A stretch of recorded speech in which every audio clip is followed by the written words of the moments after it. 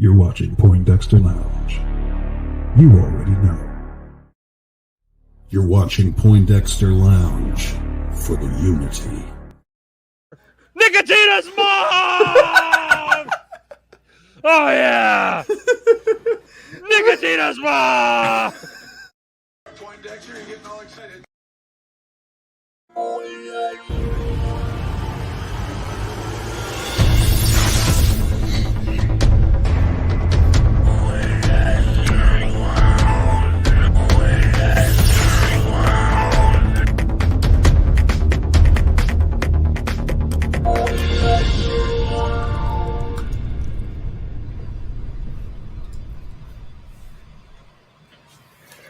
What's up, nerd family? Welcome once again to the Poindexter Lounge. My name is Enosh, aka Enosh Vet, and it is good to have you with me in the lounge today. Now, look, if this is your first time to the lounge, just know that the Poindexter Lounge is a place for nerds. It's a place where you and me and my crew, all of us, can get together and talk about the things that we love, things like TV shows, movies, games, sci-fi, fantasy, comic books, superheroes, toys, and so much more. And if those are things that get you excited, if those are things that get you thinking, using your brain, you know, like a, I don't know, maybe somebody who appreciates and enjoys a movie like Batman v Superman, then hey, you found the right place, and I am glad to have you here. So please hit that subscribe button and that notification bell and do all the things. Join us on social media. We're on all the socials. All those links can be found right there in the description below. We're on Twitch. If you're on Twitch, welcome. I'm glad to have you here. And we're trying to get those Twitch numbers up a little bit so that we can get whatever it is verified or whatever it is on there. I don't know, because that's all we got to do is we got to get up to like an average of 3 watchers. We were up to like 2.1, and then we stopped doing our watch parties on Friday nights. So we got to get those numbers back up. All right, but we're glad to have you guys here on YouTube. And you know what? In reality, I mean, do we care? Yeah, but is it our priority? No. So I mean, do we really care? Maybe a little bit. Hey guys, I'm just glad to have you guys here. To be honest with you, tonight's going to be a good night. But first of all, I want to thank all of our Patreon supporters. You guys are fabulous, and I can't ever tell you guys enough how much you guys mean to me. All those who support the channel and have gotten behind us and just supported us. Just not just, you know, I mean, I appreciate everybody who just watches. And I mean, that's what we're here for, is for the videos, for sure, obviously.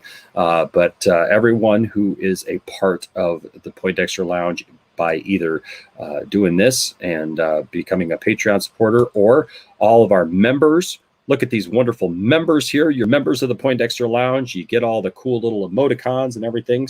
And I will tell you this. I made a little change to the song. So that's why it didn't get uploaded today. So when we go off the air tonight, I will be making those last minute changes. I will tell you this. Landon and I went. We went into a studio. We recorded a bunch of video today for the music video that I hope to drop on Saturday. And then we went downtown, found a cool alley, we got a great theater down there with a cool front and everything, and shot some video down there. So that's what I spent today doing, is prepping for the music video for this. And so I made a couple little changes, and I'll just give you a little hint. They're fire. So if that tells you anything about who or what we may have added, there you go. But I do want to say a special shout out to Resident Justice, who is our newest Patreon supporter, our newest patron. Thank you so much. And of course, Resident Justice is also one of our members. And so, yes, you can be a part of both. And so look for coming up here. Like I said, we're going to be doing a couple of things. One, you're going to get the song early, my Snyder Verse song. It's called Associate Producer, Snyder Cut Associate Producer. So you're going to get to hear that as soon as I add the one little thing, you know, save it all, and I'll be uploading it for members and for patrons. So you'll get that. Also, this Saturday, also look forward to a special stream, separate streams, one for members and one for patrons. So in there, you guys can come in. You'll have a link where you guys can come in, talk to us. We can talk about things, and you can share whatever you want to share. And it's always a good time. And those are always fun moments. You don't have to worry about it being broadcast all over the place. Sometimes people don't want to be broadcast all over the place, and they're concerned about that. And so these are just private streams that nobody else will see except for the people who are here. Okay, but yeah, you can follow us on all the socials. So we're on Instagram, we're on Twitter, we're on Facebook. We got a great Facebook group that you can be a part of, and so we'll see how tonight goes. I don't have anybody right now waiting, so we'll see how tonight goes. I do want to get our story in, and then we'll go from there and see. Maybe we'll bring a couple of you guys in tonight. Don't forget, we do have new merch. We've got this Jawas United Union label Tatooine Untini sweatshirt. Actually, there's a lot of different things. You can get a t-shirt, sweatshirt, different things like that, and so you can pick one of those up. This is for the person who came into our stream one night and said, I thought Mike Zero was here. He's not, so bye. Really don't know what they were expecting, but we're going to be taking on some nonsense. Don't forget, tomorrow night, Thursday night, 9 p.m. Eastern Standard Time, Mr. Johnny Popovitz and me will be here taking on the nonsense, talking about the fun stuff, and putting it in its place. And this week should be a good one because, guys, I'll just give you a little hint. There's a little thing. Bob Chapek, CEO of Disney, was asked specifically this week whether or not Kathleen Kennedy would be fired. Like, they got down to it and asked that specifically. And I'll just say the answer left Kathleen smiling.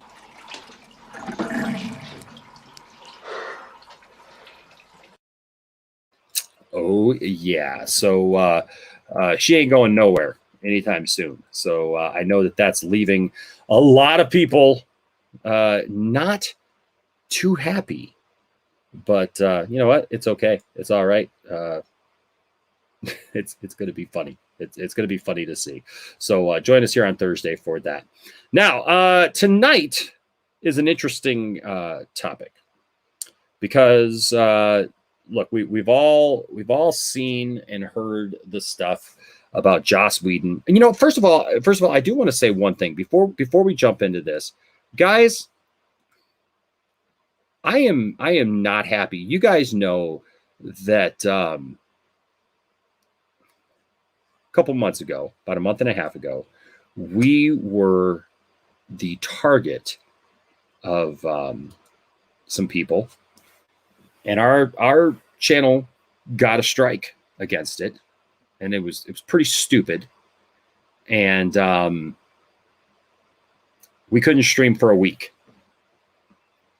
Well, what happens is when that does happen,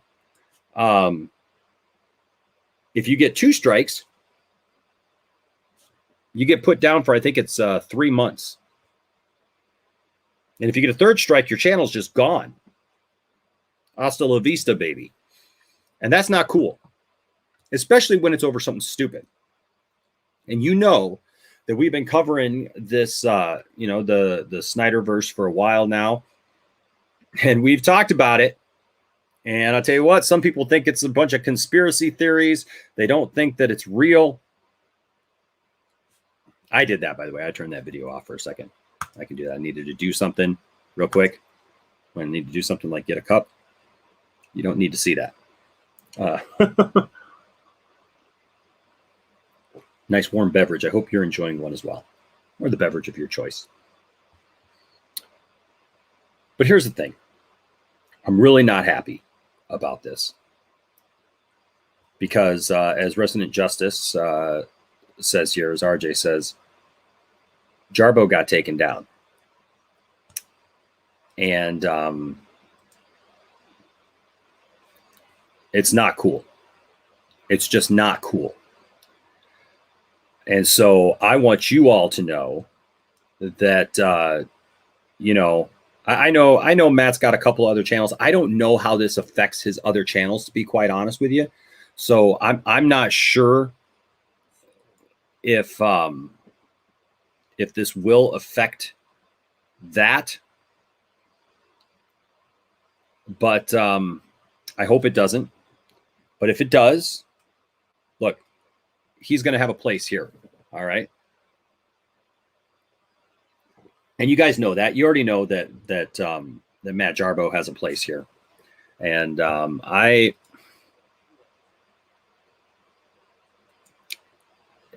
just want you all to know that I'm glad he's still possibly doing his patio commentary. And I know I think he's got Boulder Talk radio still. But and I'm sure he'll use those to the best of his abilities. But yeah, I like Matt. Matt is a good guy. Doesn't seem my mic is working properly. I'm not sure what's going on here. But it looks like I may be. Yeah, I'm not getting the right mic here. Looks like that might be better. Or at least that's the mic that I'm supposed to be using. So hopefully that's better, and might not be as loud now, but you guys tell me listening whether or not it sounds okay. All right. Yeah, that's the right mic. Okay. I don't know what's going on with this. That's weird. Okay. Like I said, I cannot wait until we get our regular setup back and I don't have to worry about things like that. The other was better for you. I'm quiet now. Okay. Well, you know what? I don't know what's going on. I got this turned up as loud now as possible. Give me just a second. Yep, it's all that's all maxed out. So if the other one's better for you, we might just have to go old school then. I apologize. I don't know what's going on with this. Shouldn't work in that way. So let's see. Check. I'm gonna try this. Check. Maybe that's a little bit better. I'm not sure. If it is, give me the thumbs up. If not, I'll just go back to the old. Is it still? All right. Well, I'll just go ahead. All right. I'll just go ahead and go back to the other, and we'll just call it good for tonight. This is the kind of stuff I've been dealing with lately. Laptops don't always work the right way, and so we'll go. That should be louder. Okay, so there you go. Okay. Anyways, I just want you all to know that that Matt. You know, people ask me all the time, like, "Oh, why do you stream with Matt?" And I know Matt's made some mistakes in the past, and Matt's done some things in the past. But you know what? Matt is one of those guys that recognizes the things that he's done, and he's apologized. Right? He's apologized, and I think I stand with people who recognize what they've done wrong and apologize. And I don't, or we don't, stand with people who remain silent and don't say something. So when you're asking me, if you're asking me why I stand with some people and maybe not other people, that's why. I get asked that sometimes, like, why do you think that these people are okay and these other people aren't? Matt Jarbo has done this and this and this. Yeah, so what? We've all done things in our life that are stupid. We've all made mistakes. But I like Matt. And I used to watch Matt back in the day. And I still do. I think Matt does a great job. Matt's got a great voice. I mean, if we're, I don't want to get too intimate or personal about it. But, Matt's a good guy. And he's in the song, by the way. I use this clip right here. They're trying. Let me just break it down for you like this. I can summarize everything up in simply 2 words. You lost. So there you go. Whatever happens to Matt, I hope that Matt gets those copyright strikes cleared up. Today seems to be headhunting day, as we didn't get a strike but we did get few copyright claims. Got like 3 videos blocked that I had to do. I've already won 2 of the copyright claim issues, and so I'm waiting on the other ones. But they were all watch parties. You know, when we watched the Orville, my God, how long has it been since we've watched the freaking Orville? Give me a break right now. I think it's because they're gearing up for season 3, and I love the Orville. And people actually messaged about the Orville today, so probably got somebody's panties in a bunch. But look, we've been talking about WB and all the different things going on at Warner Brothers and the Snyder, and he made a video about the Snyder Cut dropping, you know, and people finding the Snyder Cut over Tom and Jerry, and yeah, Warner Brothers went after him. So, conspiracy? Don't know, but yeah. So I just kind of wanted to say a shout out to him and tonight, and I hope, man, I know that feeling. I know that feeling, that scary feeling when you get 1 strike, right? I can't imagine getting 2 in 1 day, especially when you built up something like Matt has. And so, yeah. So I just wanted to share that. So I am going to say hi to a couple of people here, but yes, the Orville season 3 is happening, and I believe it's on Hulu. So they're gearing up for it. I love the Orville. First of all, before we get into our topic tonight, I love the Orville. The Orville is some of the best TV that I think has been around for a long time. And it kind of, I'll be honest with you, it kind of ticks me off that they've relegated it now to a streaming service, because for that to be on broadcast TV, the special effects were movie quality. The storytelling was amazing. You know, the cast is fantastic. You don't see that on TV. Honestly, you just don't see the level of I thought it was just going to be slapstick, you know, kind of joking about Star Trek, you know, teasing about Star Trek, blah blah blah. And yeah, it's got some funny jokes in there, right? It's got some crude humor every once in a while, but it's not Family Guy in space. Okay, it is not that. And so I would tell you, if you have not watched the Orville, watch the Orville, because seriously, it is some of the best TV that's been around for a while. And I would tell all of you to check it out and to watch it, because I love it, and I think you should love it too, because it's pretty good. Me and the family, we dig it. So I think that's all of the little things. Look for go support Nerdy in many ways as well. Maybe this will be my little support night thing here. Okay. Yes, we will be talking about the non-firing of Kathleen Kennedy tomorrow. Somebody asked again, joining late. We will be talking about that tomorrow on 2 Cents on Nonsense for sure, because I think it's hilarious. But not just that. What was I going to say?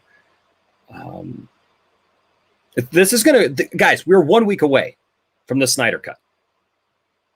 Let that sink in for just a moment.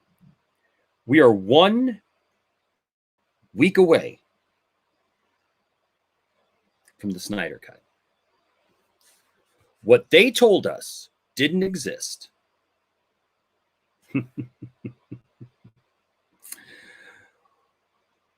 What they told us that we were crazy to even think existed.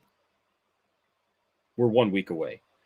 And look, for those of you who have not yet, go over and check out Nerdy in Many Ways video. A lot of you know that him and I went down to the Superman Museum in Metropolis, Illinois, this last weekend, and we installed the brick that we raised the money to put at the Superman Museum.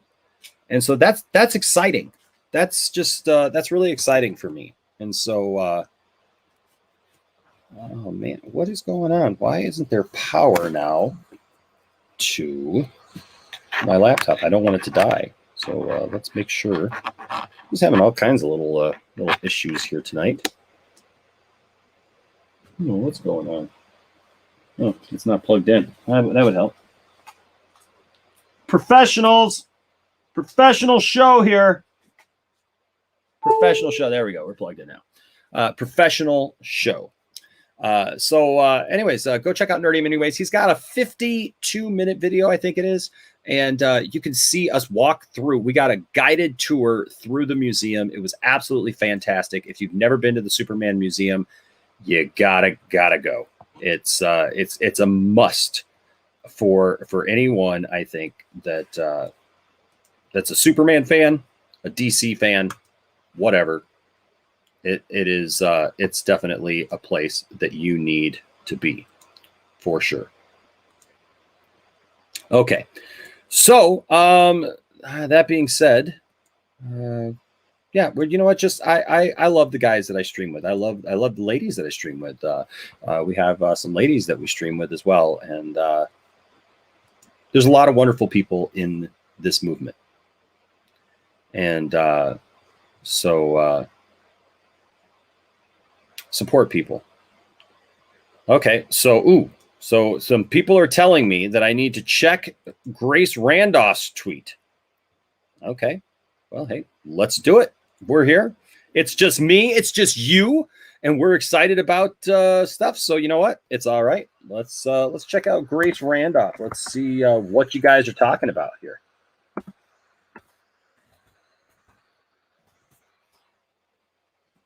Not wait to show you guys the video.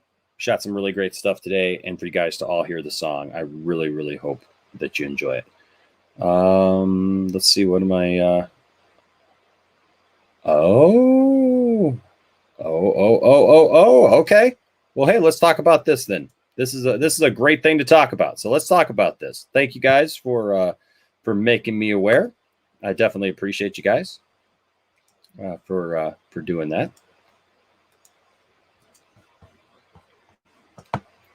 Right here, Grace has got a little bit of info for us. It looks like dropping the tea. Actually, thank you. I appreciate you all. All right. Okay.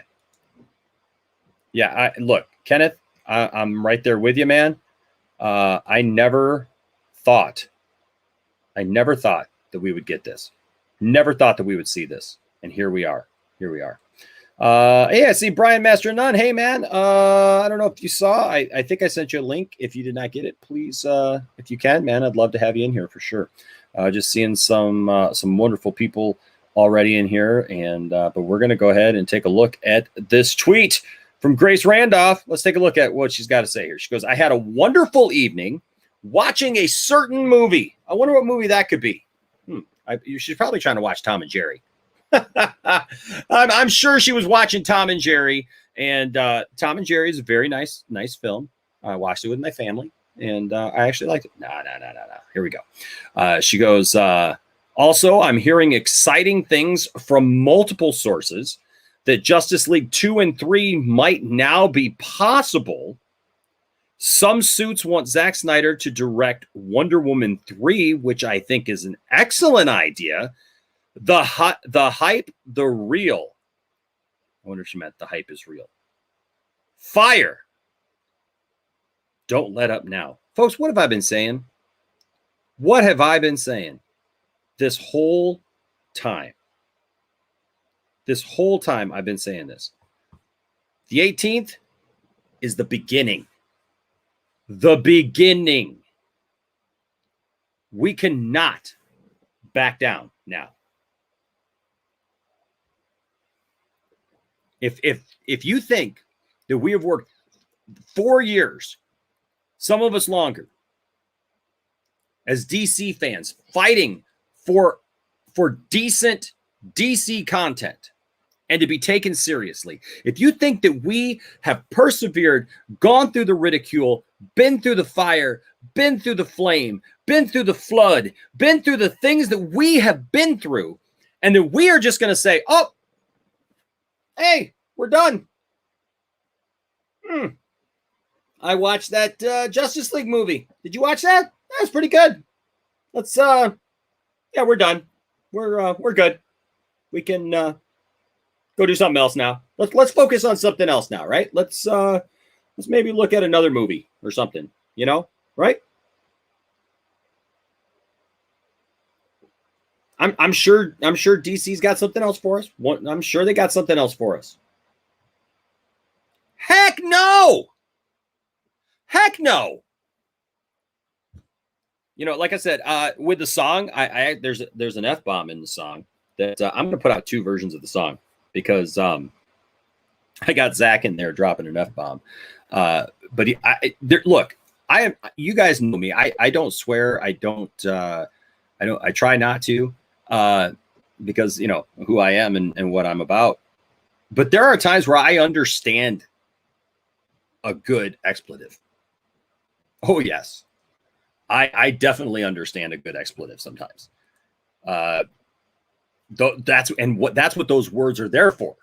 Is when you put the the dot on the I, when you put the cross on the T, that's what it's there for. And sometimes things happen, and it happens. Thanks, dog. What the? There goes Santa. Oh.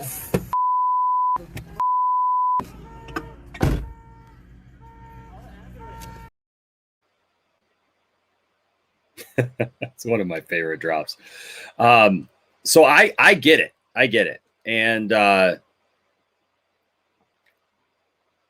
like I said, I'm going to put out two versions of the song because I think it just has to be said. This is an exciting time. This is a moment where stuff is changing. And would I be down to see a Wonder Woman 3 directed by Zack? Would I be down to see Justice League 2 and 3? There's people like, you guys just don't want to stop. You guys just aren't going to stop. You got your movie. Why don't you just go away now? Because that's what you do, right? That's what you do. I'm ready for some Zacktivation. I don't know about you. I'm ready for another Zacktivation. Let's do it. Hey, we got H-Barts in here. What's up, H-Barts? So glad to see you with a $5 super chat. And you know what? I gotta it's funny. I gotta get a couple of these. Oh, that's why they didn't show up. I was trying to bring another file in here, and it didn't show up. Maybe it'll let me share. I was trying to bring a couple more new videos, in here to do for some drops because we've been using a lot of the same ones lately. Because you guys have been so awesome, I can't even tell you how awesome you've been. So I think I can bring this one in. So let's give you this one if it'll let me bring it in. It won't let me bring it in. All right, I'll have to work on it next time. But we'll give you something good here. He says, yes, get Zack back. I think if he directed Wonder Woman 3, it would be great, especially after the dumpster fire of Wonder Woman 84. Let's see. And for that, let's yeah, that one seemed to rub you the wrong way. Never rub another man's rhubarb. Don't want to do that. Look, H-Barts, I'm so down with that, man.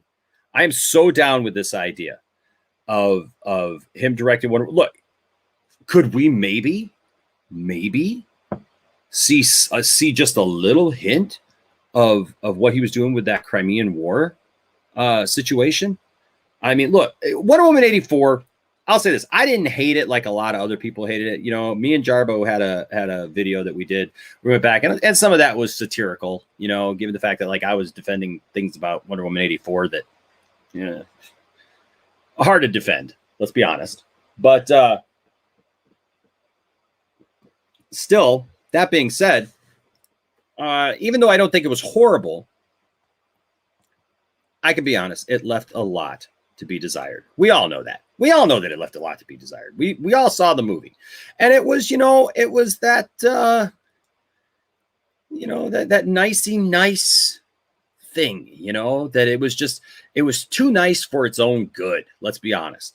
And, I like a good smile at the camera, every once in a while and everything, but there's some things that just, it suspends you can't get past, right?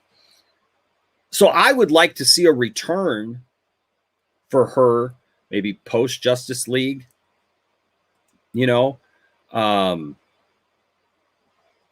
something like that. I'd definitely be down for that. And,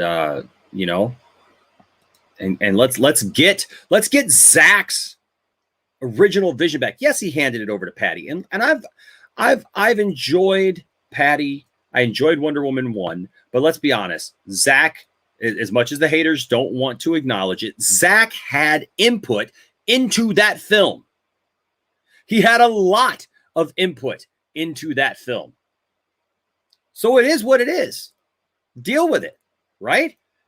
So yes, bring it on.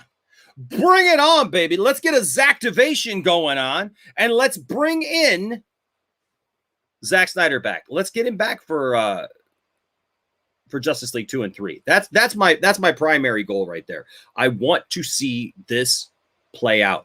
Anything else is icing, baby.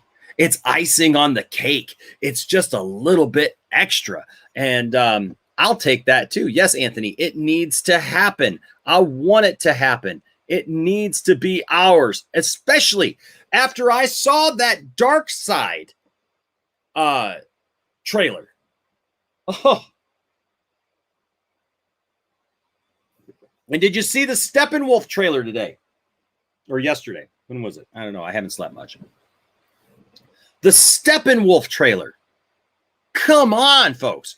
The Dark Side and the Steppenwolf trailer. As soon as I saw that in my kitchen with Dawson on Monday morning when it was released, I was jumping around my kitchen saying 2 and 3 have to happen now. We can't mess around with this anymore. I don't want to mess around with this anymore. I just want the movie. I just want the movies. Also, RJ, Resident Justice with a $4.99 super chat. Man, RJ, you and H-Barts have been spoiling me the last couple of days, and I appreciate you guys so much. Here you are, a member, a Patreon supporter, and you're giving a super chat tonight. Thank you so much, man. You know what? You're kind of a big deal to me. You guys are fantastic, and so I'll give you this. Scotch! Scotch! There it goes down. Down into my belly. Kind of a big deal. That escalated quickly. Do you really love the lamp? I just got to ask you, RJ, do you really love the lamp? Or are you just saying that you love stuff in the room? Right? I mean, you just like, hey, I like that. I like this. You notice I got these two guys over my shoulder today. I brought in Cyborg. Yeah, I haven't seen Cyborg in a while, so we need to get him in there. But RJ says, would WB really replace Patty? They announced her as directing way back in December. I think that scoop is meant to show us suits believe in Zack now. And you know what? I can get behind that. I would like for Patty to be able to direct the third movie with input from Zack. How's that? Can we do that? Can Zack have input into the film and we go from there? I think that would be fantastic. I think that would be really, really great. So let's try to do that. Yeah, I don't know if I mean, they did announce her, like you said, and I would like to see her. I'd like to see her complete her vision, but we don't know how much Jeff Johns was involved in that monstrosity. Did write that? You know, how much of that did he write? How much input did he have? I don't know. Let's see. Rel McMillan with a $4.99 super chat. Rel is a member and a good old friend that we've had here for a while. I love Rel. Rel's great. And let's see. Rel, you know what? Rel sneaks in. You don't always see him coming, but when he's here, it's exciting. John Cena!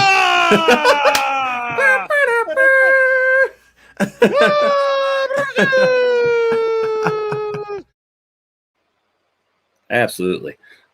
Got to get some Snyder Cut going on here. Says, if what Grace is saying is true, the usual haters are about to be big mad. Oh yeah, and don't think that the usual haters are not involved in my song as well. Just saying, we got it all covered. We got Snyder Cut covered. We got the stuff that happened to us over the summer covered. We got stuff that is going on about the future covered. We got all the haters, all the people who said it doesn't exist. We got them covered. We got the fans who came together and celebrated this thing when the Snyder Cut was announced. This song it's got my grandma in it. All right, so there it goes. That should tell you. Yeah, no, Rel, you are absolutely right. There's some people who are about to lose their friggin' minds here, in about just a minute. Kenneth, I may do some call-ins. Let's get through our couple of articles, and then I'll put it out and see who maybe wants to join in. Maybe we'll finish off the night like that. Okay. Also, I do want to say, if I ever miss one of your super chats, if you guys give a super chat and I miss it, please let me know. And also to any moderators, please let me know as well, because I don't want to miss anybody's super chat. And last night, I did have one, and I want to acknowledge it, even though I did not see it. Honestly, I just did not see it last night. So I can't bring it up, obviously from last night. But it was somebody named, I think it's Achara, 36-year-old granny, it says. And they gave a $2 Canadian super chat, and I appreciate that. And we were talking about superheroes, and they asked, why no Indian superheroes in Marvel or in DC movies? And I addressed it. I actually messaged them via Facebook or via YouTube. So I hope that message gets through via YouTube. But to answer that question about no Indian superheroes in Marvel or DC movies, look, it depends, I guess, on which Indian. Are you talking about Native American Indians, or are you talking about people from India? Because they're two kind of separate things. There are several actually Native American superheroes, native to the Americas, to North America and whatnot. There are several superheroes, and there are several that I grew up with. I mean, one of the biggest ones I think that I grew up with was Apache Chief. If you watch Super Friends, Apache Chief, Enek Chuck. And he would grow huge, and I loved Apache Chief.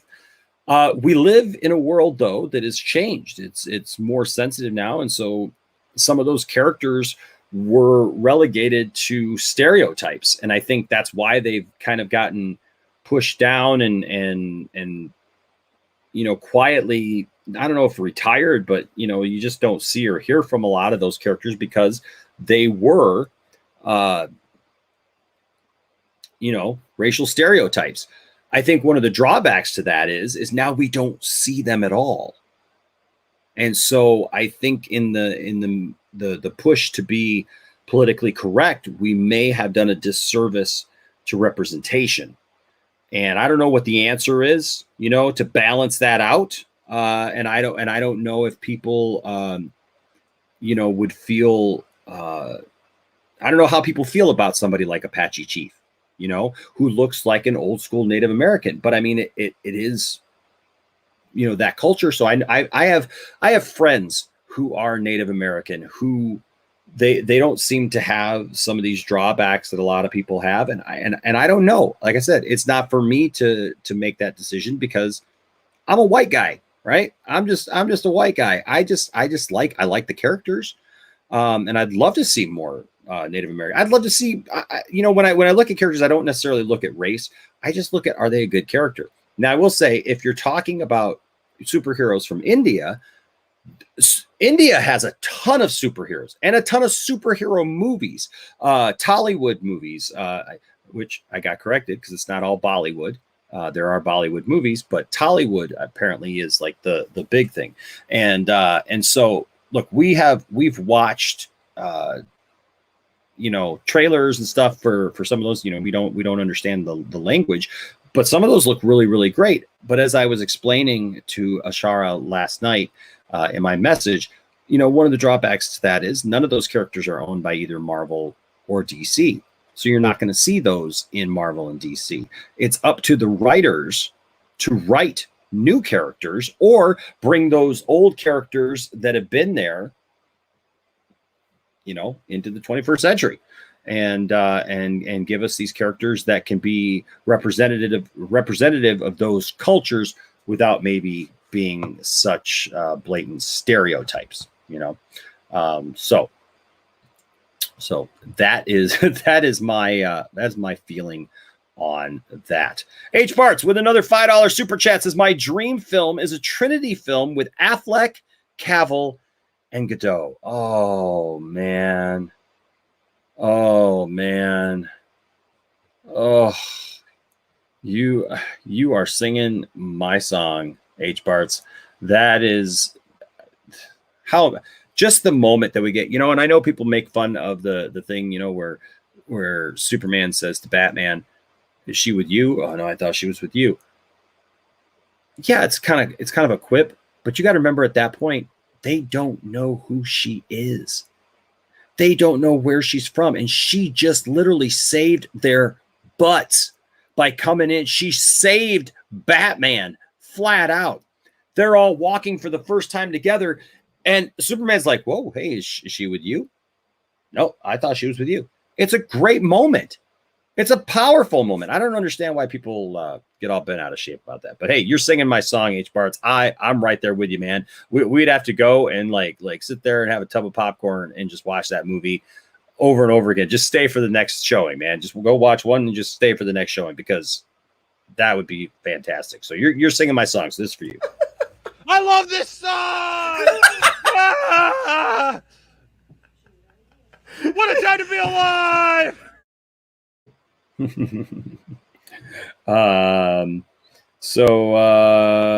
There's people hell bent. I'm reading on just stuff. Okay. I thought I sent you the link, but I will send you the link again, Brian, because I'd love to have you in here and as we get into our topic finally. And I thought I may have seen one more here before we get into the topic.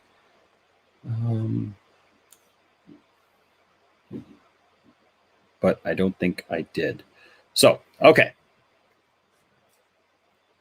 So I'm going to send Brian the link again because I thought that I did once, and we will jump in, and then, like I said, maybe later we'll have some calls. How about that? Sound good?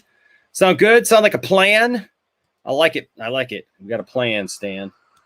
Oh yeah. I did send you the link, bro. All right, there you go. It was right above where you were, wasn't it? Oh, no, hold on. I guess I didn't. There you go. Now you got it, bro. All right. So we're gonna jump right in and start talking about Martha all day long. Meanwhile, I'm just sitting in the corner waiting for Man of Steel 2. Ladies and gentlemen, welcome. Wait, hold on a second. What was that? Did I miss it? Did the Richard give a $5 super chat? Oh, please tell me I didn't miss that. I love the Richard. I want to make sure. There's H Bartz. We got Rels. I don't see if he did. Okay. Well, hey, welcome to the show. I got a couple people. So welcome to the show. First of all, Brian, Master of None. What's up, Brian? Not much. Watching Rocky 3 in the background. It's the part where Thunder Lips is carrying around Rocky. Yeah. Heck yeah. Thunder Lips, baby. Great movie. Great movie. And also tonight, we talked about him earlier. Like I said, he's got our full support. We're here for you, bro. And that is, of course, Matt Jarbo. Hey, man. what's going on? Hey, buddy. Hey, man. I don't know if you got to see the top of the show. I caught it briefly as I was driving home. I appreciate that. Thank you. Hashtag Yeah, free man. Jarbo. Oh, Absolutely, no, I don't. bro. I don't want any I of know. that. I know. Like, one of my friends is all like, "Oh, was it reject the Snyder or reject the Jarbo strike or something?" And I'm like, no, I don't need a hashtag. I fundamentally dislike all of that stuff. I feel like it's just so. But dude, look, man. When I got my strike, this last month or so, I know that feeling of just getting one strike because it's honestly, man, it's scary. You put a lot into it. You put a lot into your channels, and I know that you have secondary channels, but Yeah. $3 theater, man, is that's the one that's been around, man, and that's the one that I used to watch you on, before I knew you, and so I'm all like, you used to. Well, maybe. Who knows? I don't watch anymore. No, you talk to me too much. That's what happens. You get to know me, and you're like, it? oh, why watch the content? No, I do watch your content. I'm just saying that's one that I used to watch. No. Oh no, I get it. This whole thing is frustrating to say the least. Yeah. I wasn't scared with the first one, to be honest with you. I was kind of like, because it came in at 3:00 in the morning and I was asleep. Yeah. And then the second one came in at like noon, so 9 hours later. And I'm like, that's a little bit weird. And then it's this company called like Mark Scan Enforcer or something, and I don't know. It just looks like it's it's this a company that tracks down what they thought was a pirated content. I didn't show anything that was pirated, and they don't. I don't know. There's case law with the Supreme Court over this kind of thing. I know, man. It's just frustrating because it's like, what the hell? I mean, I've been caught up in this kind of stuff before, like where you just get that blanket like hit because whatever. Like for example, in 2011, Gears of War 3 was coming out for the Xbox. And I had a channel where I had footage from the multiplayer beta. That was open. That was an open beta. Mm-hmm. But the game got leaked out like about a month beforehand or a few weeks beforehand. And so they struck my channel because I had Gears of War 3 footage. Never mind, it was the multiplayer beta, but they still struck it because they just did this blanket thing. So now comes the time of trying to like figure it all out. I've submitted counterclaims. I have emailed the company that made the claim. I'm gonna give it a couple days and see what happens. But pretty much in the meantime, I'm not gonna probably talk about anything Snyder Cut related or Warner's related in general. I think I'm just kind of done. I'm just like, all right, well, like, cool. Movie comes out next week. I'll watch it next week. Maybe Grace is telling the truth here. Cool beans. Yeah. But I hope so. I hope so, man. I mean, like, I'll be honest. I'll be honest with you, man. Little frustrated that certain people like haven't responded publicly on Twitter at all. People that like mutuals, and a little because it's like, I mean that like literally, it's just like not a like on the tweet, not a retweet, not nothing. It's like, well, what is this Us United shit? Right? Oh, you mean on your yeah, like for what's going on. Yeah, for what's going on. Yeah. And it's like nothing from the people in the fandom that have the bigger voices that I talk to very frequently. Not a damn thing. And I can't help but ask myself if it's just like, they don't want to risk getting disinvited, to the premiere. Like, that's the thing. I'm just like, that's where I'm at with it. And that's kind of, I don't want to be there, to be honest with you. I don't like that thought, but it's like, if someone stubs their toe, sometimes it feels like there's like a hashtag for it. Yeah. You know what I mean? And it's like, I hear you, man. But like I said, look, we've all been in this fight together. And as far as I'm concerned, look, I don't know when it happened because For some reason, I don't see people's tweets half the time until like 2 days later, and then I'm like, what the heck? Like, where was that tweet? Oh, like, I don't even like. Here's you got the thing. it on the wrong settings. I have to go looking for Ray Fisher's tweets on the Point Dexter Lounge one. On my personal one. Ray Fisher pops up, no problem. Like, you know what I mean? But like every time like I have to do it, like I have to go on my personal one because otherwise I just don't see it. When you go to your timeline, when you go back to your timeline, there's going to be like, you'll see latest tweets, and then you'll see a little star off to the right, like a big star and 2 small stars. Click that, and then click on view content preferences. You can do it from your phone. It's a little bit easier, and you should be able to say what tweets you want to see, and it will ask you if you want to see your timeline in order, or if you want to see like what they believe is going to be the content that you want to see. Yeah. So it's like again, it's kind of like, you know, with like YouTube and people thinking that their homepage on their mobile device is their subscription feed, which it is not. Sure. So it's like they do these kind of things because I always turn it to latest. Yeah, because I don't like. I'll look through there. That's the best thing about it. I mean, well, the reason why I say that, it's not like I'm not aiming that at you directly or nothing like that. No, I know. It's the whole notion that, like, I don't know. It's like when certain people make comments about the fandom, and then I'm one of the few that stand up and push back against that. It seems like, oh yeah, at that point, cool. You know, we'll gladly, you know, retweet or comment or something, right? Yeah. But here's a situation where it's like the company is making clearly blatant hits on people who talked about it. Yeah. And I'm facing extinction. And where the F is that support? You know, like, where is that whole thing? And I'm not like, you know, pointing fingers really. I'm not doing that. It's just like, is my value only in being like the goon? You know, like, is that the only time I matter? You know, and that's what I've been thinking about all night. When you're the bad guy, it's like, like, you need me to be the bad guy. Fine. I have no problem being the bad guy. I used to be, you know, I used to manage a movie theater. I have no problem being that person. If I feel if I feel like I'm in the right for it, you know what I mean? Like, well, don't get too much in your head, man. Don't get too much in your own head. It's just, you know? but it's like, because I get it. But it's like, you know, I can give you more specifics off air. I'll give you, I just don't, I'm not trying to throw anyone under the bus. I get it. But it's like, it just gets it just kind of feels that way. It's like, that's where I'm at with it. And it's just frustrating. It's just frustrating, you know, because it's like, on a lighter note, did you see the South Park vaccination special? No, I just got home. I was out working. Nah. I need to watch it. Pretty good. I need to break it down. Interesting things happen.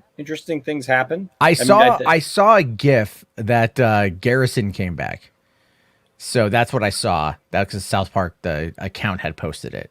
Oh, because he's not the Trump avatar. Because he's not the Trump avatar anymore. Yeah. Which, I mean, I love Garrison. So. Oh yeah, absolutely. You know, I'm like, I need to watch it. Is it on HBO Max? I don't know if I don't know if it's on HBO Max yet, because it just aired tonight. It should be on Comedy Central still. Yeah, well, because I know that HBO Max has the rights to it, the rights to streaming. So like the last special that they did, they aired it on there. It was on HBO Max relatively quickly. Oh, shoot.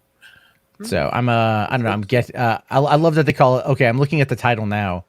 South Park and the PARQ. Oh God. Yes. Oh yeah. You know those guys, man. You know those guys. You know, that's one of the things that I love about South Park is that, you know, they literally go after everybody. They don't have a problem with it, and they, you know, I like the fact that at least they go after everyone. You know, people ask me, well, don't you get offended by, you know, some of the stuff, you know, about faith stuff? Nope. Because you know what, they go after everyone, and I dig that. I can laugh at myself. I can laugh at my own faith and others' faith, and you know, or just life in general. You know, Well, it's like in the 2004 presidential election when it was between a giant douche or a turd sandwich. Oh yeah, heck yeah. You know, and then it's like which one was which, and you're like, it's up to you to decide. Heck yeah, they get it. They absolutely get it, man, and that's why That's why I love him. But anyway, Yeah, no, I need to. Is it a full hour long episode or? It's like 70 minutes. It's 70 minutes. That's so Damn. yeah. Whoa. Yeah, that's wow. how. I mean, that's how long it was on my DVR. So it's probably like. Let me see here. Minutes. Let me see here. It's hold on, details. It's 46 minutes. There we go. Damn. So, because I just was like looked it up and found that it's 46 minutes without commercials. So yeah, Matt with the and Trey commercials, must have been pent up. I mean, like, well, they can bust out an episode in literally 6 days. So it's, True. I mean, but I think they need to have a reason. If South Park these days, as much as I love it, I think it needs to like kind of treat it like a Netflix original where they only really come back when they have something important to say. Yeah. And Maybe Like a big topic in society Well, at the time, because it's 'cause good they did that- commentary. they maybe, did but that a couple I get what you're saying, but I look if they do a season right, it's. I just- lost it's just interest. awesome. I lost interest in the Tegrity Farm season, and Yeah, I just felt like yeah. it was like I'm like, oh, okay, come on, like yeah. I mean, I get the jokes. I mean, I thought it was great how they satirized China with the Winnie the Pooh thing, and I thought that was great. And they've done a lot of good stuff. But I got sent the season to review from Paramount. They sent me the Blu-ray of that season, and I got halfway through and I just got bored. I'm like, this is like, but I mean, I've been a fan since I was 15. Yeah. So I mean, I don't know. If they're motivated, it's some of the best stuff you'll ever see. Oh yeah, for sure. Yeah. For sure. But so I don't know how deep you want to get into this tonight, Matt. After hearing no, it's all good, man. I'm gonna probably do a Boulder talk here, like maybe like 40 minutes or something. yeah. I'm trying to stream where I can. What can I say? 3 months. Yeah, What it's a the long ass time. Like, Dude. I mean, it told me that's when the strikes expire, but it told me that I had a community guideline strike. And I'm like, I didn't Yeah. get a community guideline strike. I got 2 copyright strikes. So it's telling me that I can't stream because it's a community guideline strike. Yep, I had the same So, thing to me, man. They told me it was what- community guidelines. I'm like, what the heck did I do? And they don't tell you. Yeah, I just have a feeling that like there had been all of these like pent up flags, and it was like one that broke the camel's back, and they just went like, no, God forbid he talked about a movie that was accidentally posted by the host company, Yeah. and then like make jokes about it, about people pirating it. Oh no, not that I promoted it, just said it could happen. And you know what? Hey, Yeah. to be fair, to be honest, I'm glad it didn't happen. I'm glad I woke up yesterday morning and that it wasn't online. Yeah. Because I can still watch it next week with everybody else. But I mean, like, it wasn't the spoilers aplenty. So it was like, all right, cool. Yeah. Yeah. No, look, I had people sending me clips from it on Instagram. There's one guy followed me and a bunch of other Snyder followers, and Was that fans. the guy that said he was getting paid? I don't know if he's getting paid or not, man. I don't know what his deal was, but he friended a bunch of us. Well, like he followed a bunch of us, and at first I didn't really catch his name, And then when I looked at it, it was like Zack Snyder's Justice League hater or something like that. But it was like like initials or whatever, and I was like, oh man, like how did I fall for that? First of all, but he sent us all these clips. And the most I got out of it was he was Spanish speaking because there were people speaking Spanish in the room because basically he was filming his TV, Yeah. and like tried to show off a bunch of parts to it, and so I saw a couple of things that I really didn't want to see, but look, it's not ruining it for me because good night. Like this is, are you kidding me? Like I tell you this, I saw the end cameo on a discussing film tweet thread. So like they talked about it and then people were just posting the video clip underneath it. And it's like, where's your Really? moderator staff? Like, so I ended up seeing, but the thing is like the quality of what was there, the quality wasn't the best, so you're not going to get the full experience, obviously. well, that's the thing. Yeah. You're not going to be able to see exactly what it was. So I don't know, man. I mean, but look, my thing is you can't ruin this movie for me at this point. no, anyone who has paid attention for the last couple of years, Yeah, there's no way that you can ruin the there's movie. yeah, for it. like the big cameo at the end right? I'm like, oh, I wonder who it's going to be because we already kind of know who's going to be in the movie. And then I found out, and I'm like, oh yeah, okay, like that makes sense. And I'm like, Makes all right, sense, cool. huh? Yeah. Like I'm not even going to be. I wasn't even like surprised. I was like, oh, that's where it is. Okay, cool. Like that's it. Well, like I said, just being around you guys talking about the Snyder Cut for so long, it's like you pretty much know everything that's going to happen in the movie, anyways. I mean, to a greater I'm not worried about it. I'm just really not worried about it. I am. Well, is it going to stop you from watching it? Like, I mean, no. You know, here's my honest question. If like somebody like sent you a link and it was like the quality eclipse that you saw, would you not like check it out for a few minutes and see? And then like I think because I know I would. You know, I saw Endgame. I mean, I'll be honest with you. I'll be honest with you. I guess for me with this one's a little bit different than other ones because I have seen like leaked clips, you know, for other movies and stuff. I really want to wait for this one and just take it all in because we've waited so long. I'm getting emotional. Like literally every time I see a clip on this, like the official clips, every time I see, you know, whatever those creatures are, dragon Atlanteans out of the water, you know, in that last Steppenwolf clip. And, you know, I mean, and just all this stuff, I get like really emotional. It's like this wave of emotion just comes to nowhere and hits me.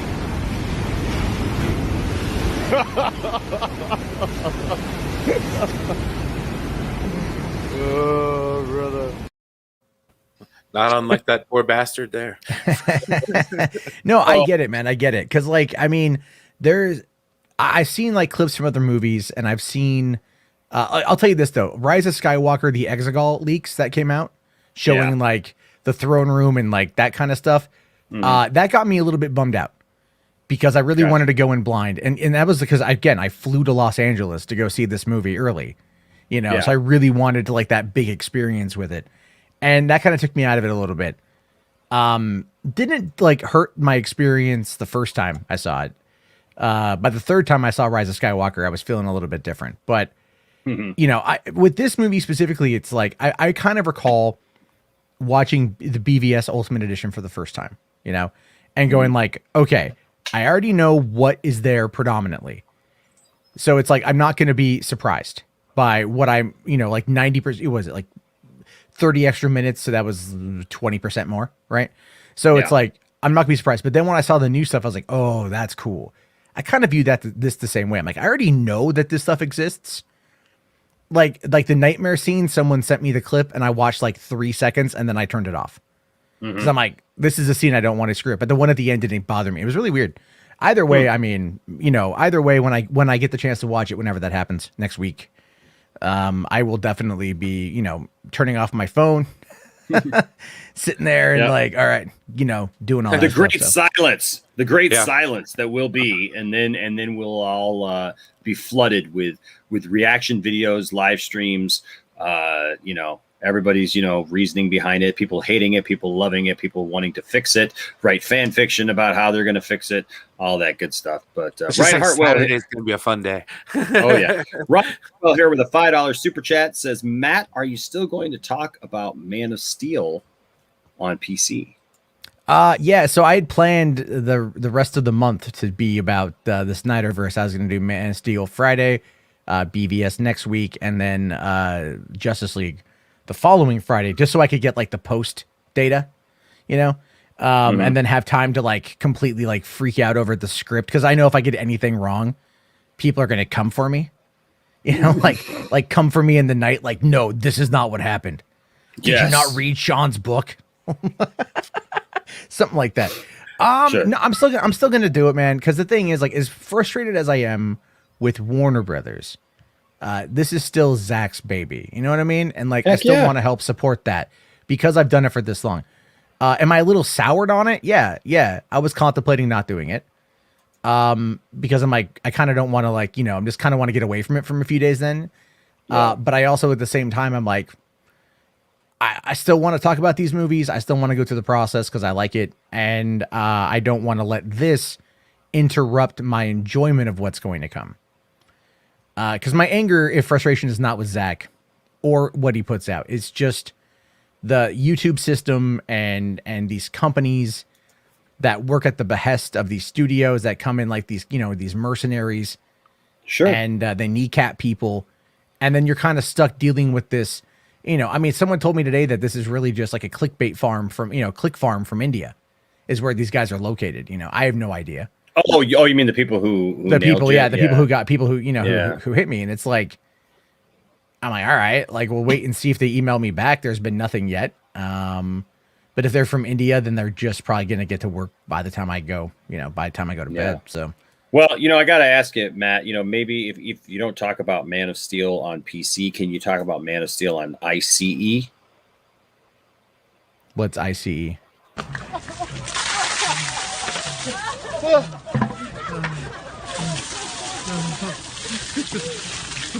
Oh my god.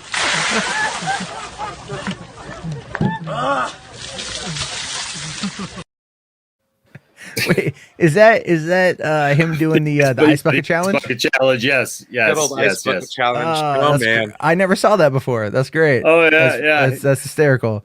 They just, like no, the whole crew just comes in. It's just like one after the other. You're Superman. You can take it. Come on. Come on, Cavill. Quit being a bitch. Exactly. That's for you, Ryan. Like, take it. That was good. That was pretty funny. I'd never seen that you. before. We're gonna give you hypothermia. Because you're supposed to be Superman. Yeah. If he gets hypothermia, all he's gonna do is just take off the suit and like find the nearest like QDPA or something and go like, "Hi, I need your help. My name is Henry and I have hypothermia and only you can save me." And she'll be like, "Okay." Gosh, you remember the ice bucket challenge, man? yeah. Oh my gosh. Everybody was like, nobody even knew what it was really for. Like, people are just like, I'm doing the ice bucket challenge and I challenge everybody and like Dump a bucket of water on your head. Oh, dude, Yeah. I knew so many people back then that were doing the ice bucket challenge. Nobody was donating. Like, you know, like at least, man, with the Snyder Cut fandom, like people's money is where their mouth is, man. If they say they're donating, man, they're donating. Like, that's why we're over $500,000. And but I remember a lot of people who were just doing it, you know, just because they just wanted to be like everybody else and dump a bucket of cold water over your head. So there you go. What cracks me up about that though is in California during that time there was actually a drought happening, and there were threats from like local governments, like if we find out that you do the ice bucket challenge, we will fine you. Like that is my gosh. That is how scarce water was at that Wow. point in time. And it makes sense because living in Southern California, I know Sure. exactly how crazy it can get with water sometimes. I was gonna say Yeah. we don't have that problem that much up north though. Yeah, well, yeah, you guys don't divert your water sources from Arizona. You know, like we get True. it's oh man, I don't even get me started on how the California needs to. I love that state. I truly love that state. I would love to move back there, but They really need to split it in half though. yes, and, like, yes, and- absolutely. I was it's- actually in support of that 7 Californias initiative or the 6 Californias initiative. I like at first I thought state of Jefferson was a bunch of BS, but I'm like, that's actually not a bad idea. The Jefferson County, the most northern county in California is like total backwards. I know. We're reminiscing about Cali. You're listening to political issues in California on the Poindexter Lounge. Well, water rights in California is a really big issue. I yeah, know it is. I mean, know I'm it is. sure. I know it is. I know I'm it is. pretty sure that there's gonna be like, you know, some meme somewhere of someone like doing like, "I'll drink your milkshake." I've got that. I got that one. If you really want to see it that bad. No, I'm good. Thank you. Okay. Well, just saying, I do have it. If you know, I got it on hold there. But no, I was gonna say, I got a plan that could probably fix all of California's water problems.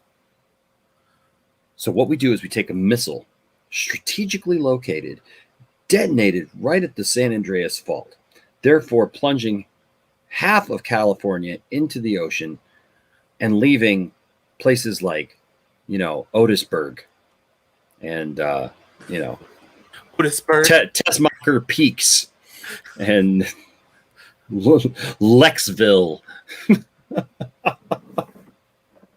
Oh, okay. Great scenario. Come I on, mean, Jarbo. like, Did we pour the ice over your head? Come on.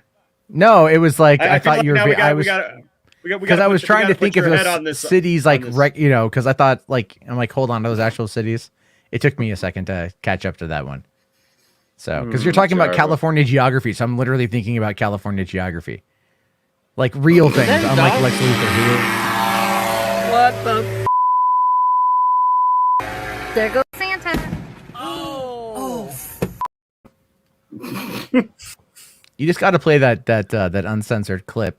You know, that's how Oh, that's yeah. how you got it. Well, dude, with my song, man, I got the Matt the Matt Jarbo. I got you in the song. I've got you in the song. Yeah, I saw. And I saw I also I got Zach in the song, you know, doing the whole, you know, like wake the F up line. And yeah, it's great. And so I think I'm gonna release 2 versions. I gotta release the clean version so that people can see that, you know, and have that. But I feel like I may for the first time in my life release something with an F-bomb in it because it makes sense. I mean, it just does. Have you ever seen the movie My Fellow Americans starring Jack Lemmon and James Garner? Hail to the chief, because he's Oh. the chief and needs he's hailing. I love that movie. Yeah. Hail to the chief, or I'm gonna freaking kill you. It's a good movie. It's a great movie. But Anything with Jack Lemmon and it was just freaking amazing. And but who was the woman in that movie? Lauren Bacall. It was Lauren Bacall. Mhm. And she has a great line. And she goes, "If you're going to use the F word, go for the gold." Mm-hmm. And it's a line that stuck with me ever since I first saw that movie. And so I'm saying, Enosh, if you're gonna use the F word, go for the gold. Well, I'm not gonna You're drop like, it I'm myself. not gonna use the F word. I'm not gonna say it, but I'm going to use sound bites as That is my that is expletives. I don't know. That sounds like it's like you're swearing through somebody else, which in your heart is still you swearing, so it's therefore you still you sinning. So you know, I'm yeah. that was something my Right. He's all like, now we know that you actually mean the S word, and that is still you swearing in your heart, which is a sin. And I'm like, well, darn it. Well, you know what? Just for that, I'm going to drink your milkshake. My straw reaches across the room and starts to drink your milkshake. I drink your milkshake. I drink it up. I still like, I get the context. I know the context of that movie, but that scene is creepy every single time because he's just going to his son and going like, I'll drink your milkshake.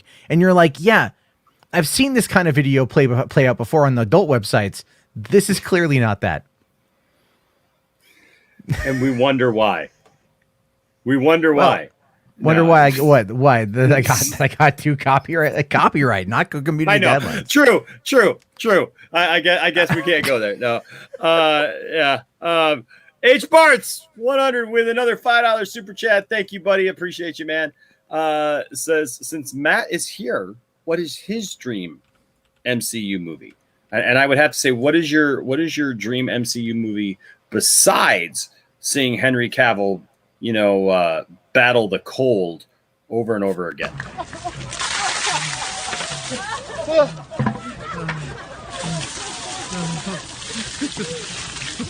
Oh my god.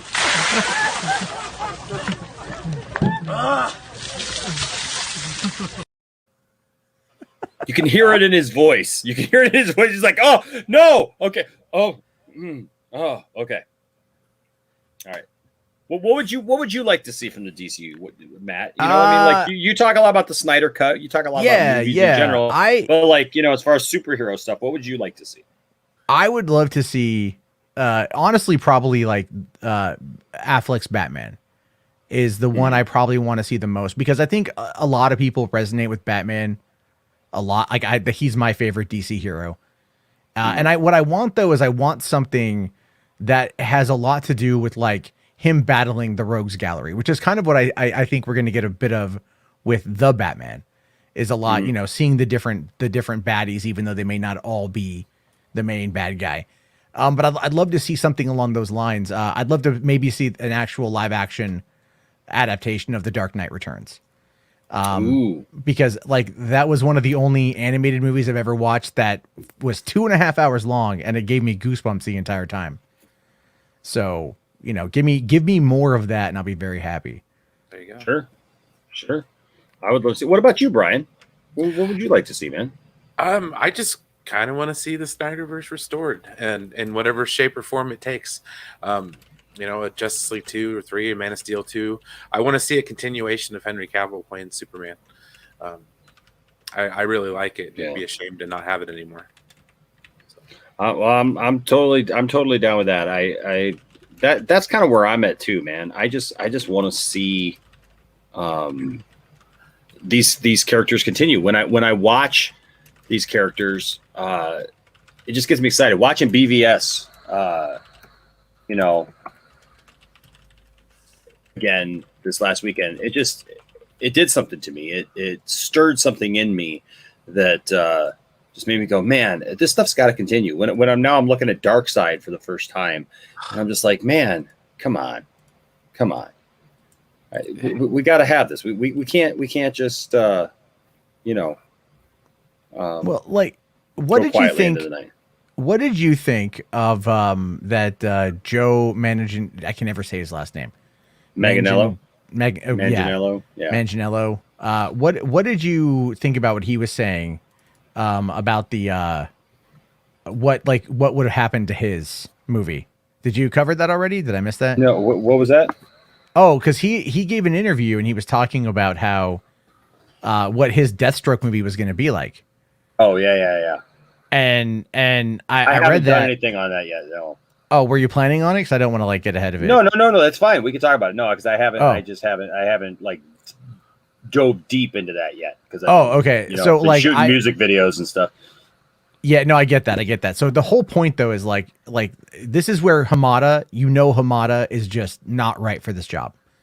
So they were going to get Gareth Evans I think Gareth Evans, who directed the Raid 1 and the Raid 2, which is some of the best action movies ever made, like Indonesian action films. And they were going to get him to do a $40 million Deathstroke movie. It was going to be a lower budget character study from a guy who does low budget action. Nice. And it was if you've never seen watch some of the Raid, and you can find clips of it on YouTube, and it's just insane action. Like that and Dread from 2012 are very similar, and they're not only their plot, but also a lot of the action, from my understanding. But yeah, he was going to do a Deathstroke movie, and then Hamada came in and killed the project. It was a $40 million movie, and it's dude, Joker was 65 million and it grossed $1 billion, and that was in play before Hamada came on, so he couldn't stop it. A couple things. Zuri, yes, and we're going to talk about it in just a second. Read the article. RJ, yes to that. So last night, that I watched the animated version of that, the Batman Superman Apocalypse movie with Supergirl, with Darkseid and all that stuff. That would be excellent.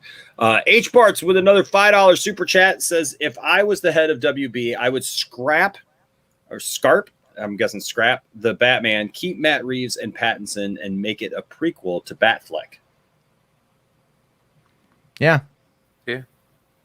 That's what I thought it was at first. Get the backstory. Cool, because that's what I thought it was. It is kind of weird that Matt Reeves was still attached when it was Ben Affleck. It was still called the Batman, and then it just seems well, then what changed? Because all of a sudden it was oh yeah, no, Affleck's gone, and now it's a whole different story or whatever. It's I don't know. Is it just me? I mean, that seems kind of weird, doesn't it? Yeah, it feels it happened so fast, I guess. I don't know. Well, it seems like it's par for the course for what we've experienced over the last couple of years with this. It's something doesn't work, so we're gonna pump. Instead of pumping the brakes and slowing down quickly, we're just gonna flip a bitch right there. Just U-turn. Now, you're saying you saw Justice League Dark Apocalypse War last night. That's what you saw. Well, it's not called Justice League Dark. It's just Batman called versus Superman. It's called Batman Apocalypse Superman War. Apocalypse War.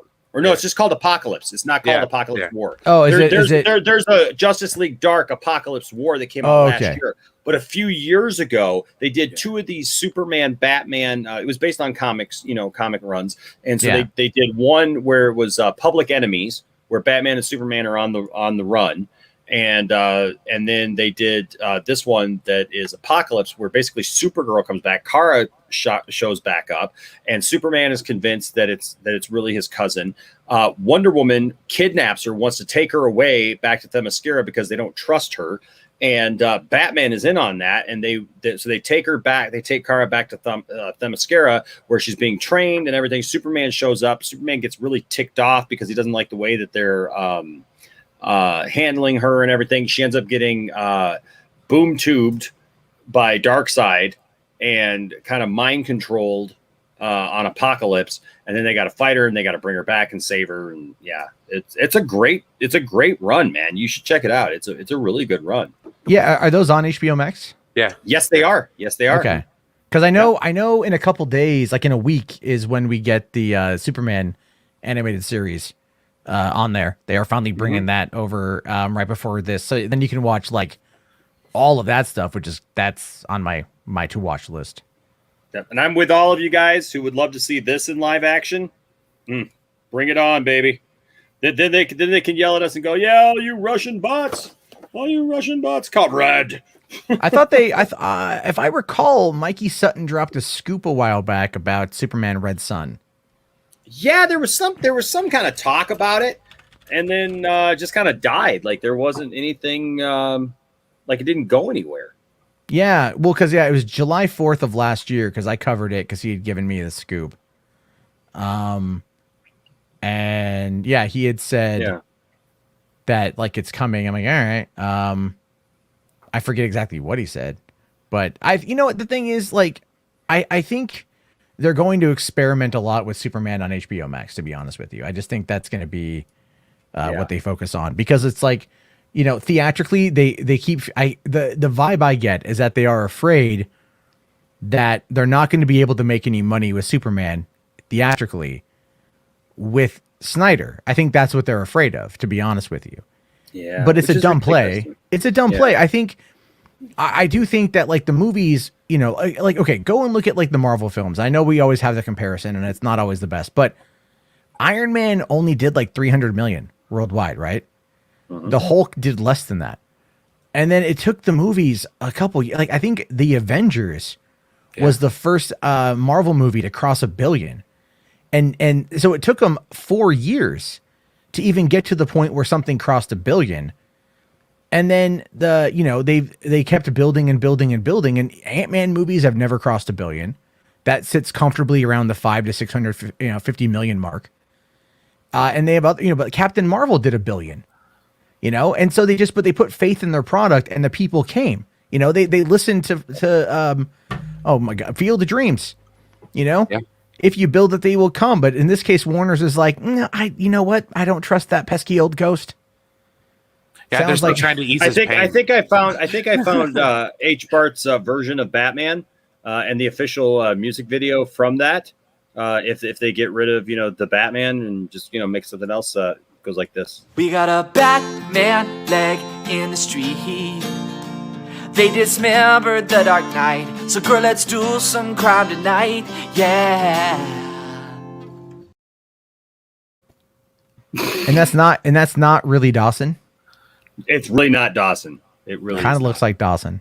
I know it looks a little bit like Dawson. That's It's Keys. He's got a YouTube channel. You guys can check him out.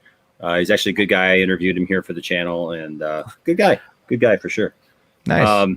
Yeah, but let's see where we're going with this. But no, so I hope that Grace is correct.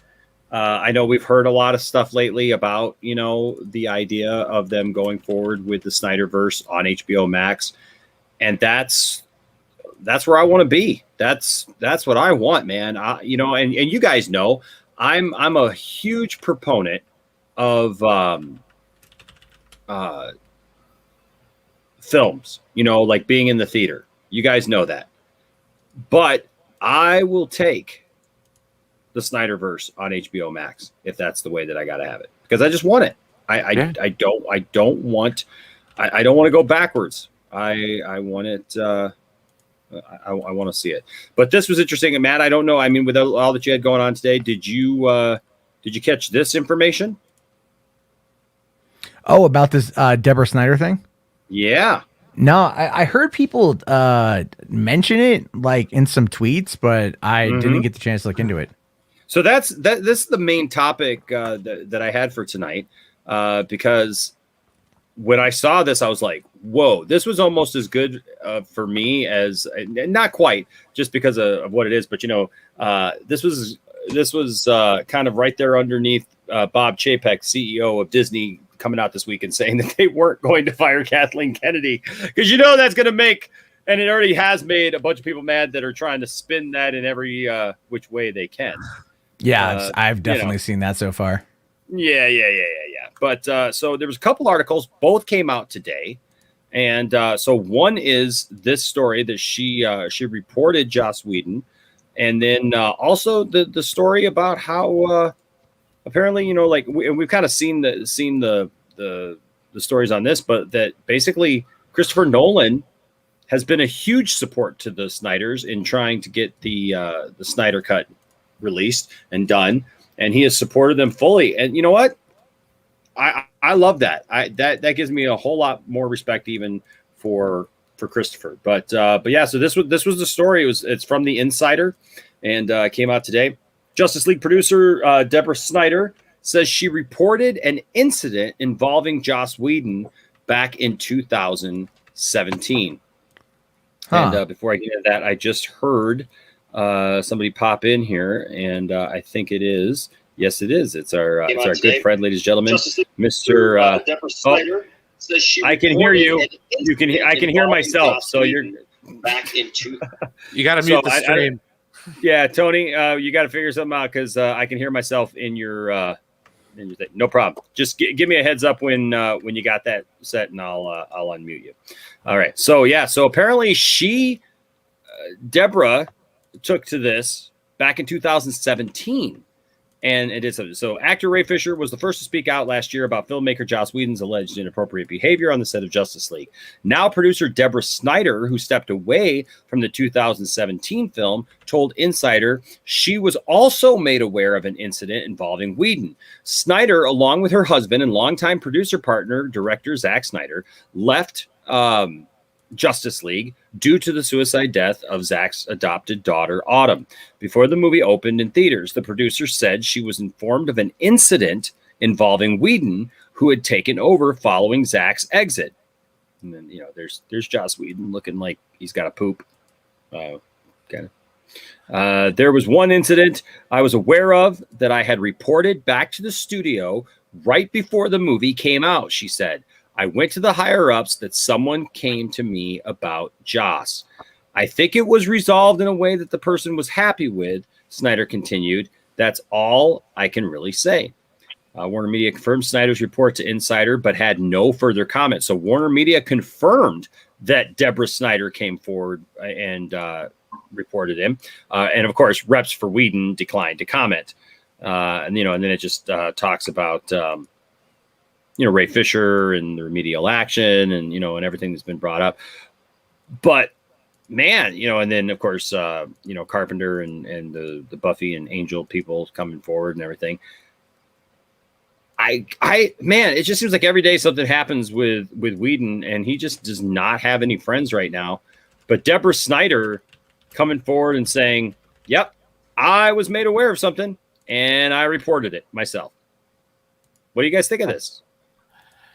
Well, at least why wait till now to say it? Yeah. I mean, I don't disagree, and I applaud her for saying something, but I feel like they've been dragging Ray under the bus now for like months, and it's like, if you've got more, corroboration, come out and say something. Well, I think too, though, like if I had to look at it for what it is, I think that it's a thing of timing. And I think that they're systematically working together on this, and that this is timed out in a way to get the most impact. And, with everyone who's participated in the investigation, whatnot, you had all the Buffy and Angel people coming forward. And now, finally, I think that the Snyders had to be careful until like everything was done. Everything was finished and they felt like they had breathing room. Because I've seen them on, different interviews and stuff. And, even going into this, I think there was still some, obviously, Deborah has even shared, that they had concerns because, Warner didn't want to put out the full movie. They didn't want to put up the money. They, at first they, HBO Max, told them, hey, why don't we just release it the way it is, and they're like, no, we're not gonna do that. So I think that they've had a lot of reservations going into this. And, I don't know. I'm theorizing here about what could keep them from, keep her from saying something. Plus, honestly, I'm thinking about her, what a classy lady she is. She probably felt like, well, this was taken care of somebody, by somebody else. This was somebody else's issue. It's for them to come forward if they want to come forward. It's not my place to go saying all this, but, maybe there's been talks now. And it's like, yeah, go ahead and share it, behind the scenes. I don't know. What do you think, Brian? I think it's pretty cool. It's been kind of leading up to this. I mean, everybody's been throwing Joss under the bus, like, he's on fire. So, I mean, I don't know. I think at the end of the day, it really doesn't change my mind. I'm kind of with Matt, though. It's like, why now? Like, what the hell? It should have came out earlier, and kind of maybe saved one of your actors, a little bit. I think that the timing of it was a little bad because I'm talking about Ray Fisher. You know what I mean? Like, yeah. I got a theory on that. They could have really had his back on that one. I'll get to that in a second, and it's actually from Hot Takes Tuesdays, but we'll get that in just a second. First of all, H. Bart's with another $5 super chat. Oh my goodness, man! You are you're an awesome guy. And your mom, I'm telling you. My mom is excited to stare at Jason Momoa and Henry Cavill. I hear you, man. I hear you. My mom is too. My mom is too. My wife could just stare at Henry Cavill just all day long. Him and Hugh Jackman. So for that we'll go with our moms on this one, on our very special friend Nicotina's mom. Nicotina's mom. Oh yeah. Nicotina's mom. Favorite. That's still my favorite, I think. Yeah, I'm sure that Nicotina's mom also is looking forward to seeing them for sure. But so here's my other thought, and you guys tell me what you think about this. So Hot Takes Tuesday says, I think it was Gal Gadot, and clearly it was settled in an amicable way. So here's the interesting thing about that.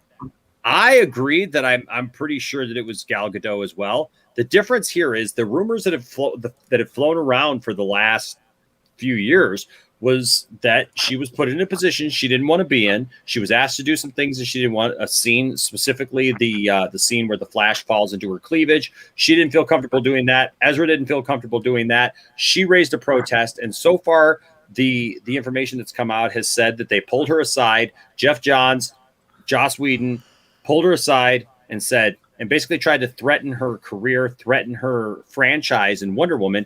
But at that point, she apparently felt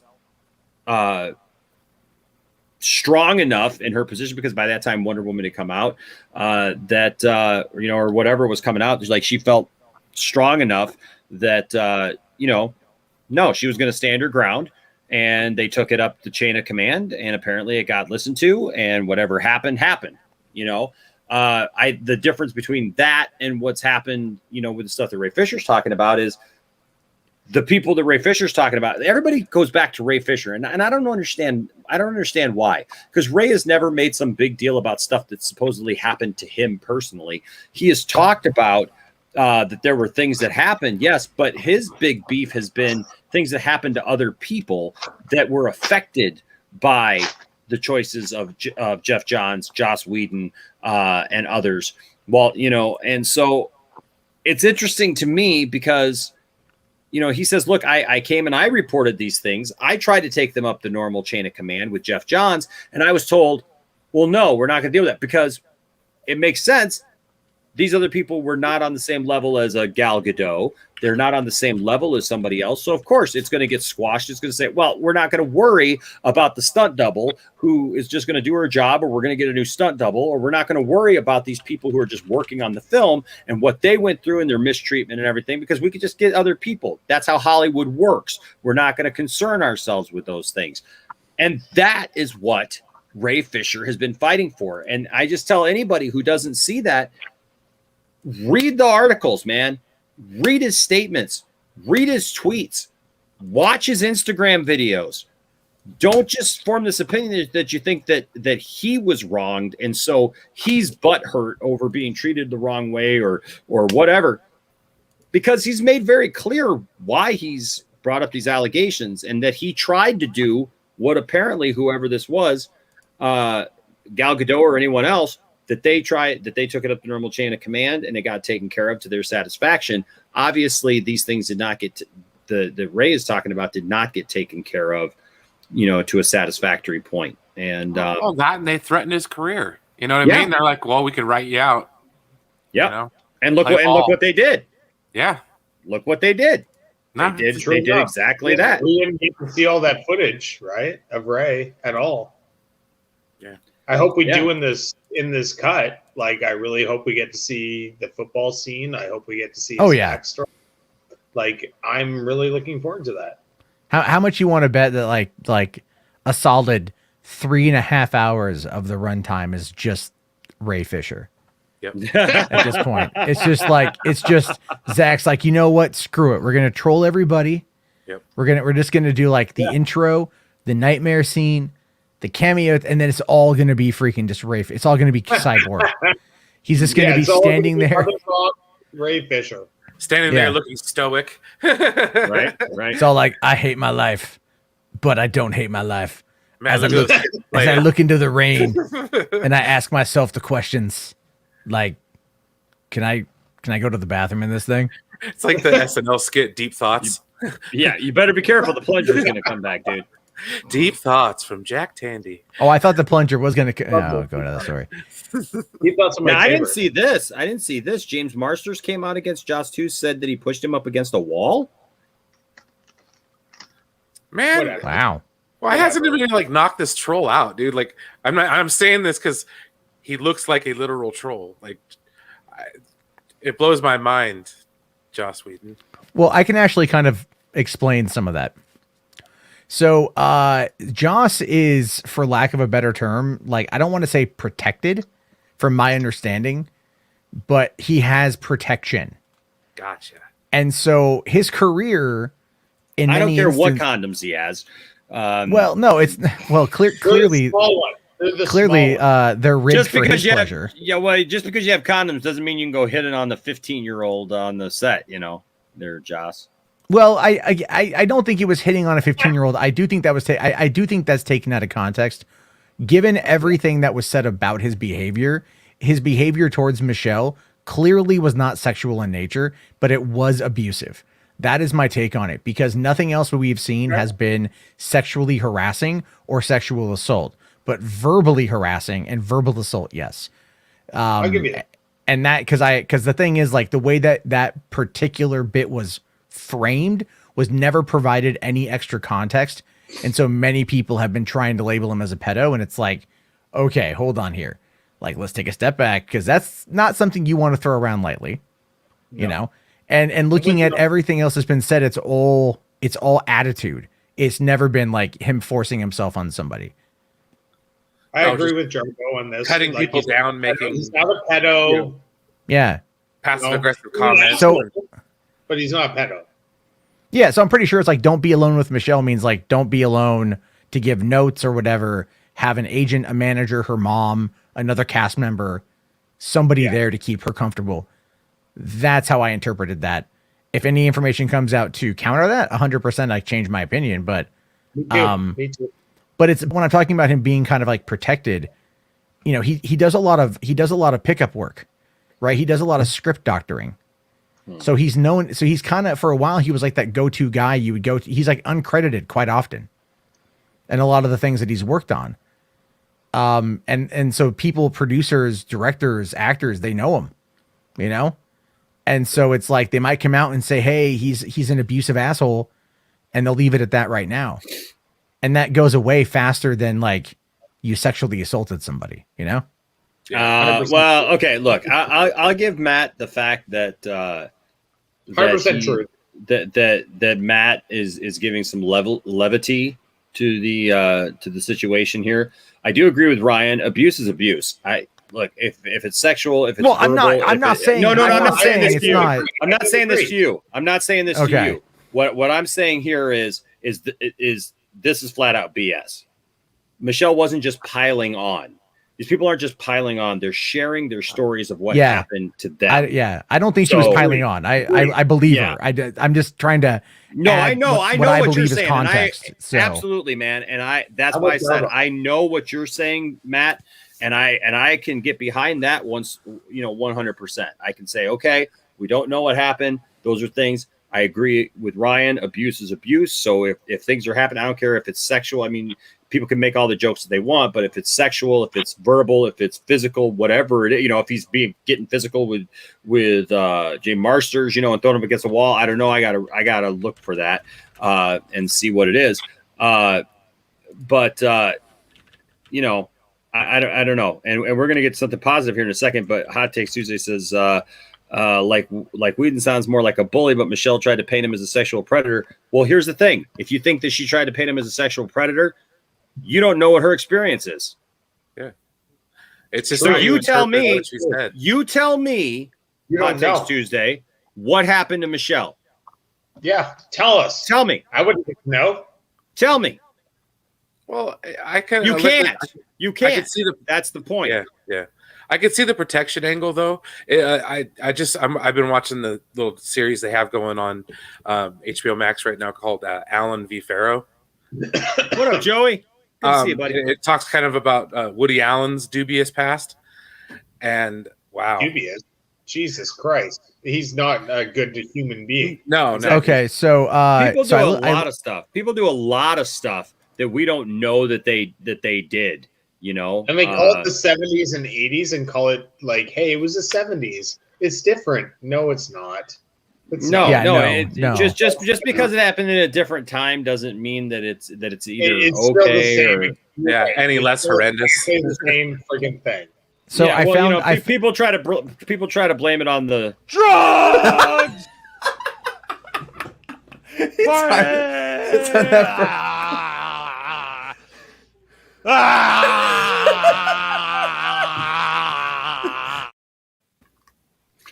before we get Matt to read what he's I got to bounce because I got literally my stream right now, but I posted a link in the private chat. Okay. So it was the up against the wall thing is more metaphorical, I believe, than a physical act. And this is actually an article from mid last year where Marsters just basically talks about how like he wasn't meant to be a romantic character in the show, but the audience responded to him like that, and that apparently angered Joss because that took away from what he had ultimately wanted to do with the character. And so then he more or less was like, you're dead, kid. You hear me? You're dead. Like the character is dead. I don't know if Spike lives or dies. I didn't watch Buffy or Angel or whatever. But that's more or less what I took from that. But there's the article in the private if you want to check it out yourself. Yeah, I just pulled it up here. So it's definitely like, I mean, yeah, Joss Whedon sucks. Let's just be fair. It like, I'm just saying, like, it would be almost better if it was like sexual assault, because then canceling him would be so much easier, But I'm glad like it never went that far. So I don't take that to mean that I would like hope that he does assault women. Sure. But no, it's just like it would be so much easier. Yeah, he's an asshole, but it's like it's so much easier to like get someone out when there's that level of evidence against them versus just like you don't like how he made you feel, and that is ultimately going to be what keeps him around. He'll go away for a while, but he's got 2 of the highest grossing movies of all time under his belt. And he's going to have another one. Like they're not going to let him go. No, like the Nevers is going to come back. Like he won't come back to the Nevers, but like he'll go and do another low budget movie, or he'll go do another Dr. Horrible to satiate his fan base. Make another season of Firefly.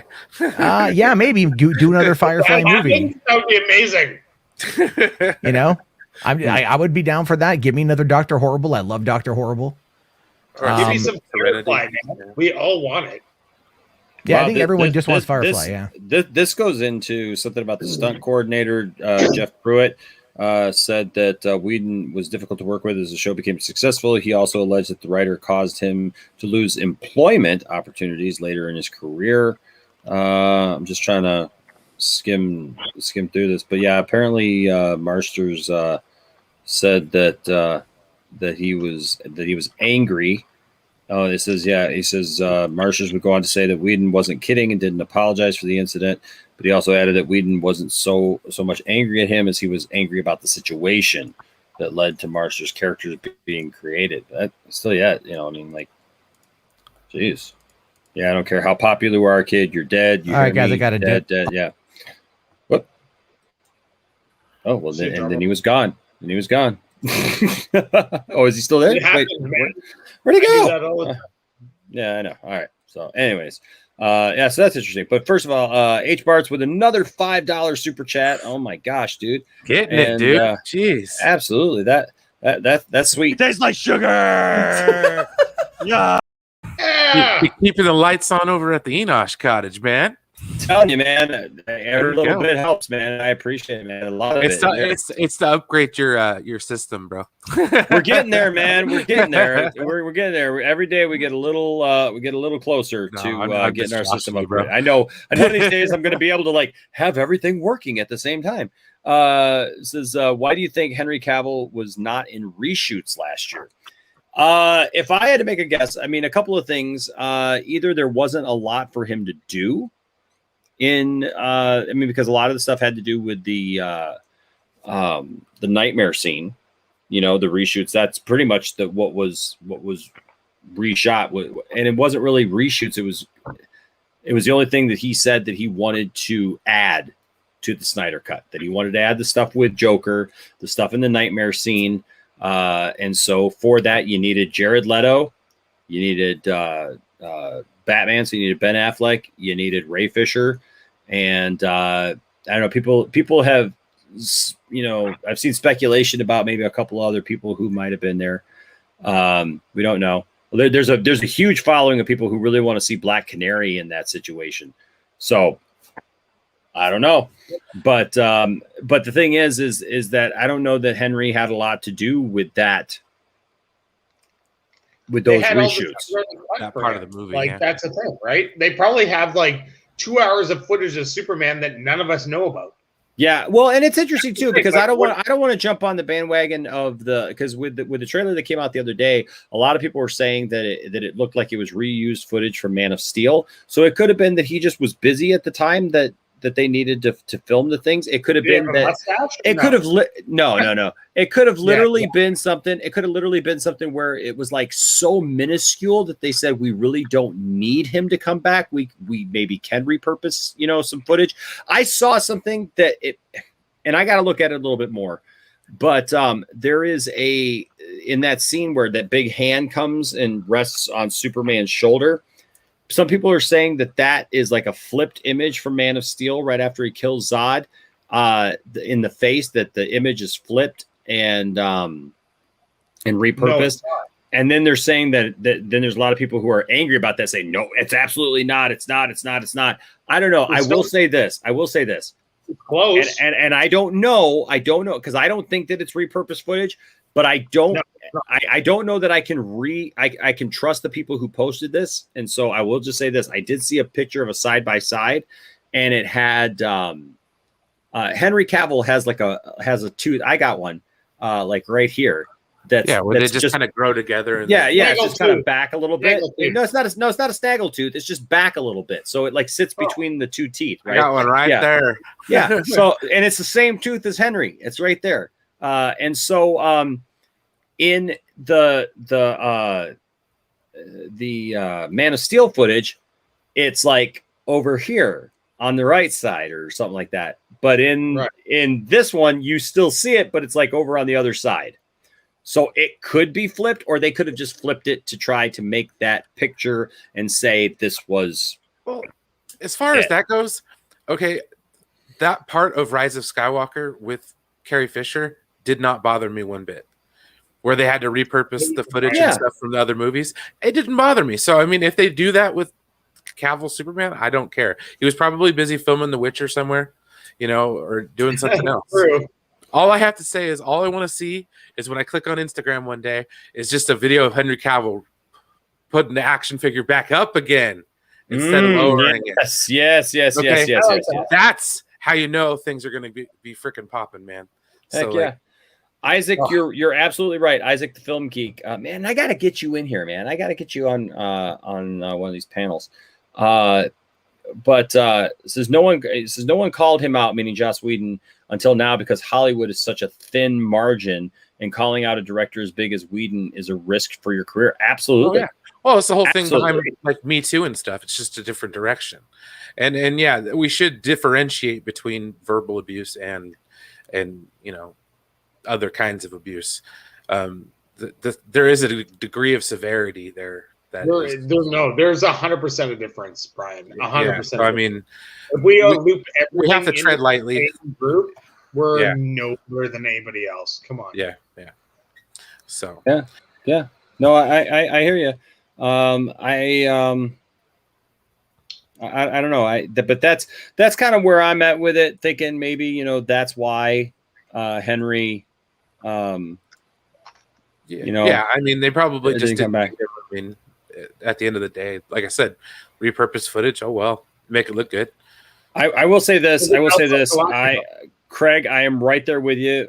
Look, I will not be able to enjoy anything by Joss Whedon ever again. That's not true. Not true. Not true. That's why I won't watch Steven Spielberg. Seriously, movies. it's not true. Dude, I'll be honest with you. It is true for me. It is true. If you watch a movie and you don't know who the director is and you enjoy it and then realize it's Joss Whedon, you're going to be like, wow, that was a good movie, but I hate that guy. Maybe, but I'm going to know. I don't think you will. He doesn't have oddly placed.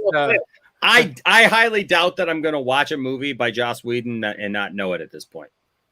Well, I agree with you that you're not going to. That you will always know who it is. Probably do a little homework before you go watch the movie comes out eventually, and you're going to be like, "This is amazing," and then you're like, "Oh, it's Joss Whedon. Fuck that guy." Well, that's why I won't watch. Why I won't watch a Bryan Singer movie ever again. And trust me, I loved Bohemian Rhapsody.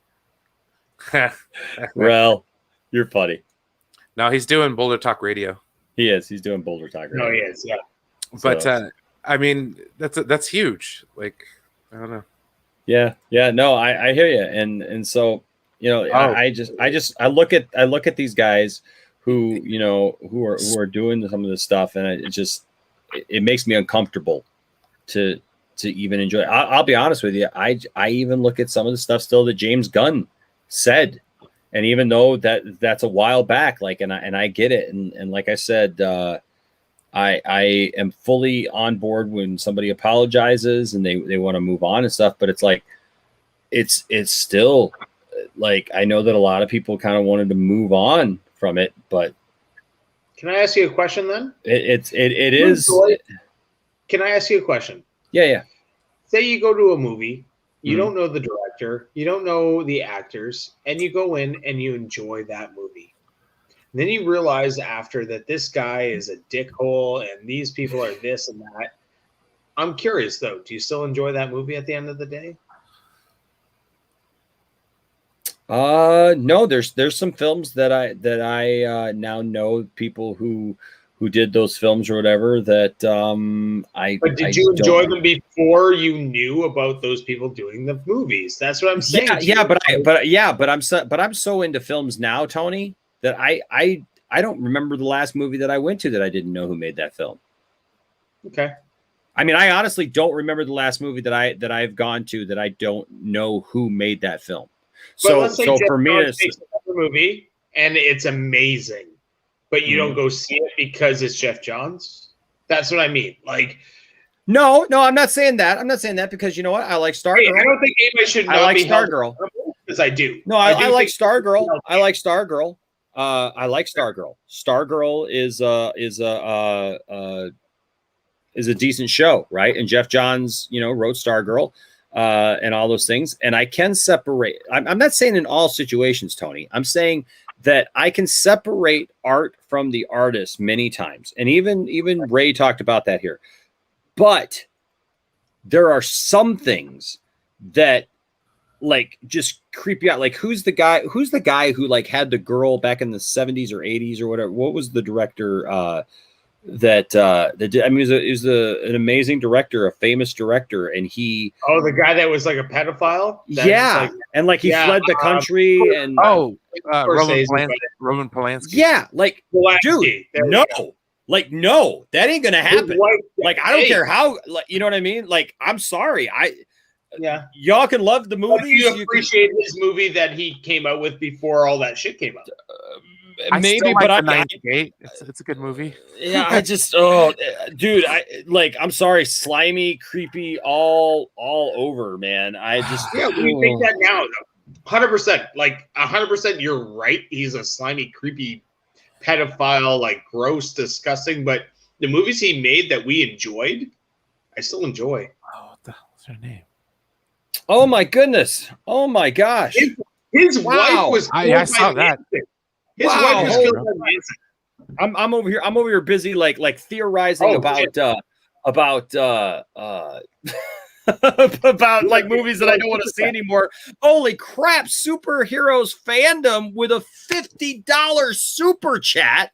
Oh my gosh! I give you a fist bump on that. I wish I had my Superman ring on. I give you the fist bump of power there. I give you I've got the I don't have the ring on, but I can give you this one right here. Bam! Right there. Bam! Give you another one. I love that. Oh my gosh. Damn. I give you the oh yeah. Oh yeah. Loving that. Every emoji, man. My gosh. Exactly. Holy cow. I'll give you the onesie. Oh my gosh. I'll give you the me sneaking up on Tiff in a onesie. My goodness. Holy. Next, a shower. That's fantastic. That's Tiff-tastic. That's Tiff-tastic. Give him the shower scene. You know that. Give him the shower scene. You want the shower scene? Is that what you? Oh, you know what? Hold on a second. Hold on. For 50, he gets the shower scene. Yeah. First, we'll give you this one right here. You already know. Accountability is greater than entertainment. For sure it is. Poindexter Lounge. I see you out there, player. I see you. Keep up the good work. Keep doing what you do. Heck yeah. Thank you so much. Ooh, I got to get that picture out of there though. Oh, a second. Tiff, what are you doing? Get out of there. All right. There she goes. Okay. Oh my goodness. Yeah, you want the Kathleen Kennedy shower scene, huh? For $50, he deserves it. Absolutely. I'll give you the weird nonsense. I'll give you the weird nonsense.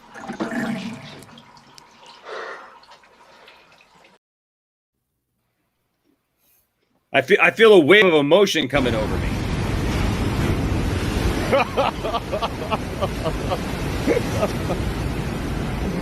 Oh, brother.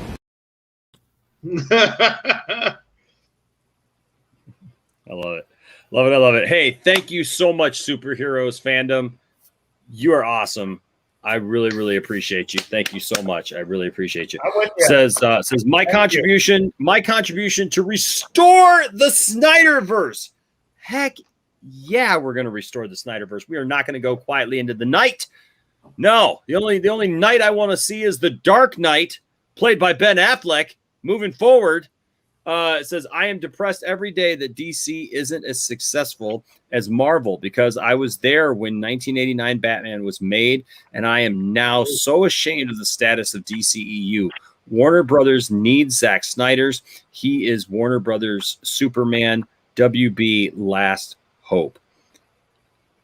I'm right there with you, Superheroes fandom. Like, you are so right. And every time I see Warner Brothers dropping the ball, seeing them not following through, and I think I honestly, after having just watched BVS again in the theater, the Ultimate Edition in the theater, a couple of things came to mind when I was at BVS Comes Home.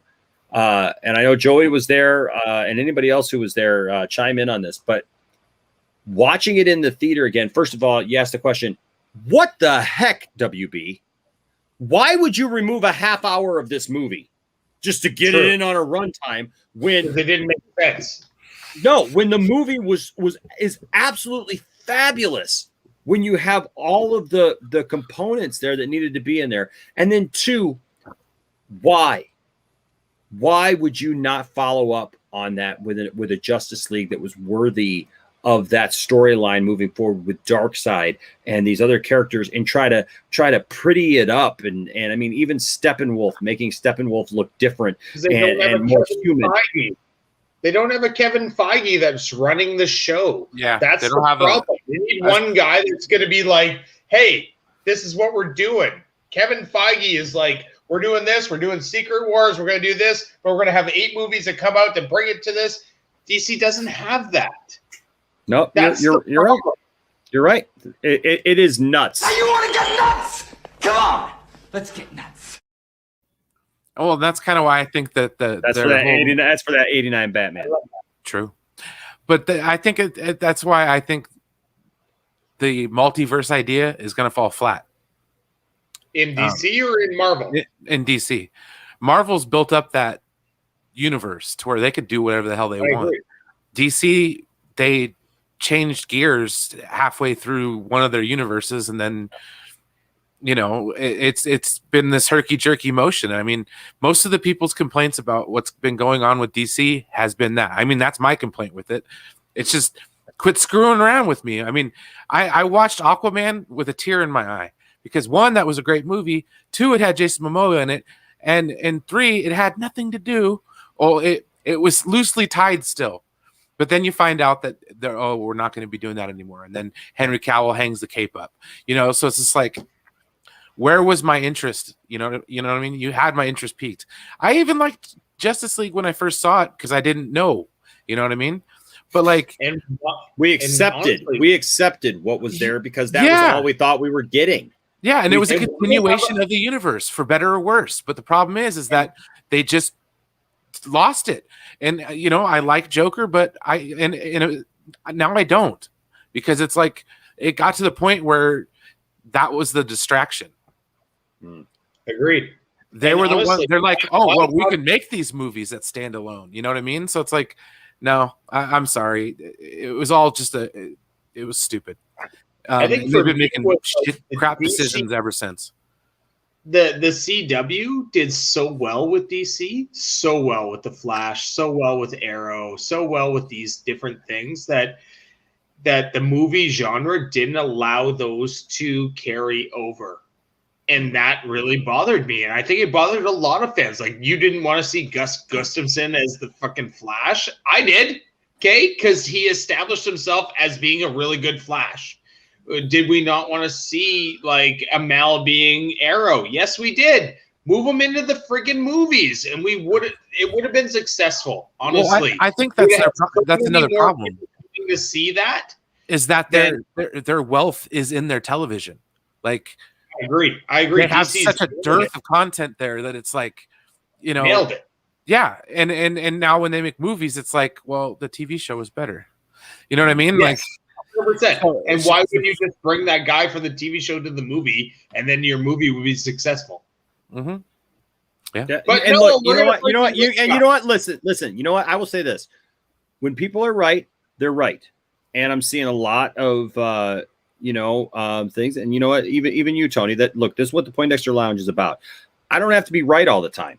You're not going to come here and just hear that Enosh has to be right and you all are all wrong, and it's just my channel, so I'm going to tell you all how it is.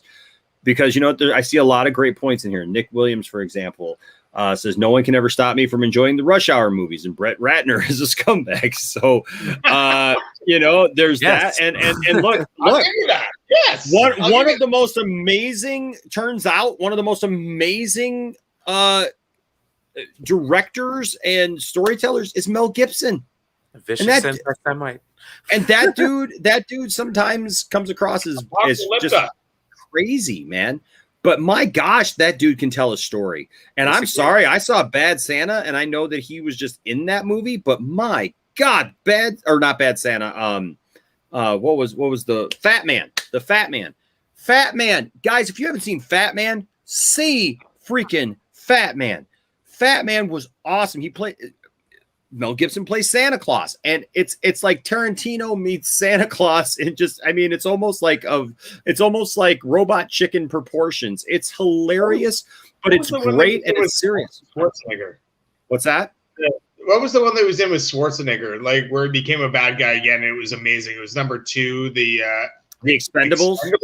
Expendables. I'm not a big guy into the Expendables. I know there's lots of people who are. It's cool to see everybody back together, but those movies are good in that though. He was so good in that. Oh, the people individually are good in the Expendables, but that movie's like insert action star here. It's like there's no story to that movie. It's like pick up a gun, shoot. Yeah, when Randy Couture is in your movie, you're not expecting acting. So look, I will give you that, guys. I will give you that you know what, I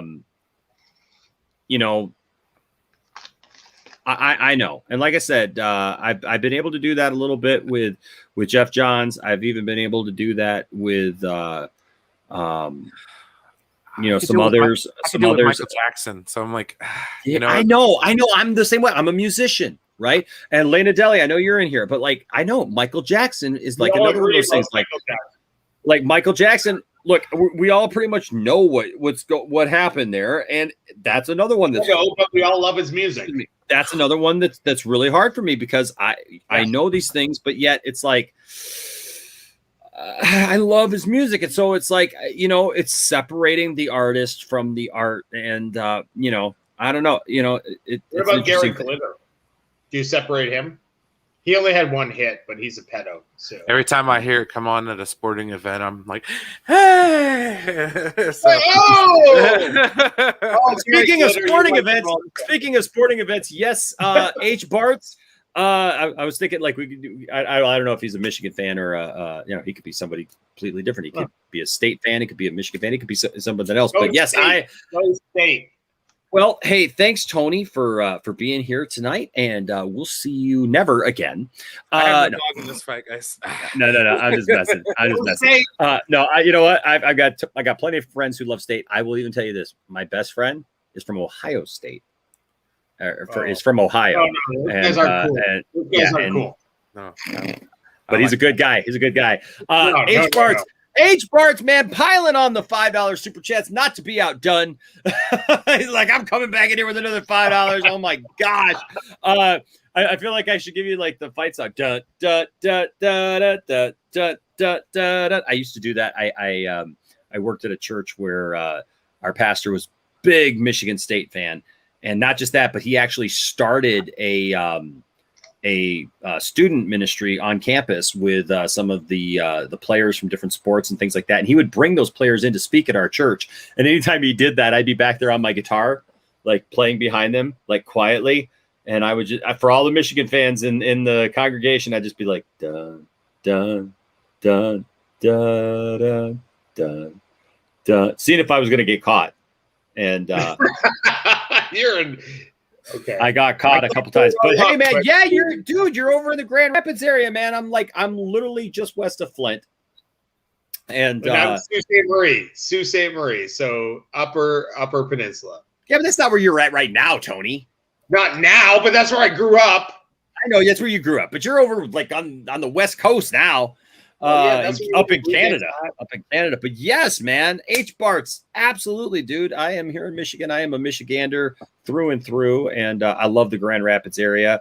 I worked for FedEx for a long time, and my boss was in Grand Rapids, so I always had to make trips over to Grand Rapids, and loved staying in Grand Rapids. Did you guys know Castaway was actually about Enosh? Did anybody actually know that, or when he worked for FedEx? Like that's interesting. Wilson. Yeah. Wilson. Nobody knows this. I wasn't supposed to tell. I swear to God, I wasn't supposed to tell that Castaway is actually about Enosh. Oh, that's another one you need. The 5 years away from her. Like, come on. You need a good Wilson. She wasn't Helen Hunt, but like it is what it is. We're not supposed to talk about this, but I thought I'd bring it out right now. Sorry, Enosh. I didn't mean to fucking tell everybody, but I know. Well, I couldn't help myself. So Joey here, by the way, Joey is a great guy. Joey was there on the stream when Zach announced the Snyder Cut, which Oh, really? Oh yeah, man, he's center screen. In fact, I don't have a picture of it here right with me. But we're gonna have Joey on. We're gonna have him talk about his experience sometime. But Joey was there at BVS Comes Home this last Saturday, and I got to meet Joey, hang out with Joey. Joey's a really great guy, really cool dude. And yeah, he says here, first time I got to see the Ultimate Edition of Batman v Superman in theaters. Can't believe that wasn't what they went with. And then said, and it meant so much more knowing where this story was going, because yes, there are so many things that they laid the foundation for that people criticized, that if it had been followed up by Zack Snyder's Justice League, it would have made complete sense. Isaac the Film Geek says BVS is a film that has helped me a ton in my life. I can't explain it now, but to me, that film is about what rage can do to a person, how good men can turn cruel. To me, it's the best comic book movie of all time. I think that movie brings a lot of levity when it comes to Batman and how Batman has made mistakes. Batman has been through so much. He has had to endure so much, and yet by the end he's redeemed, but you're absolutely right, Isaac, and so for such a great comment, I'm going to give you this. Rage! I love that one. Batman's rage, just absolute rage. Let's see, moving on down here. Well, this is interesting. William Powell says, Kevin Feige would be nothing if he didn't have corporate backing. You got to have the money. That's bullshit. You have to have money. 100%. Let's balance that out because yes, Feige, you got to give Feige credit for the fact that Feige studied under the best people. He knew what he wanted to do. He did have a plan, and they let him have creative. Well, control. and you got to give Disney the credit for the fact that they actually turned it over to him and just let him have control over it, because nobody does that. Nobody does that. They want to meddle with everything, and they actually gave it to Feige and said, "Here, do what you want to do." Feige, because you know what, he did his own thing, and they gave him control, and he did it. He did it.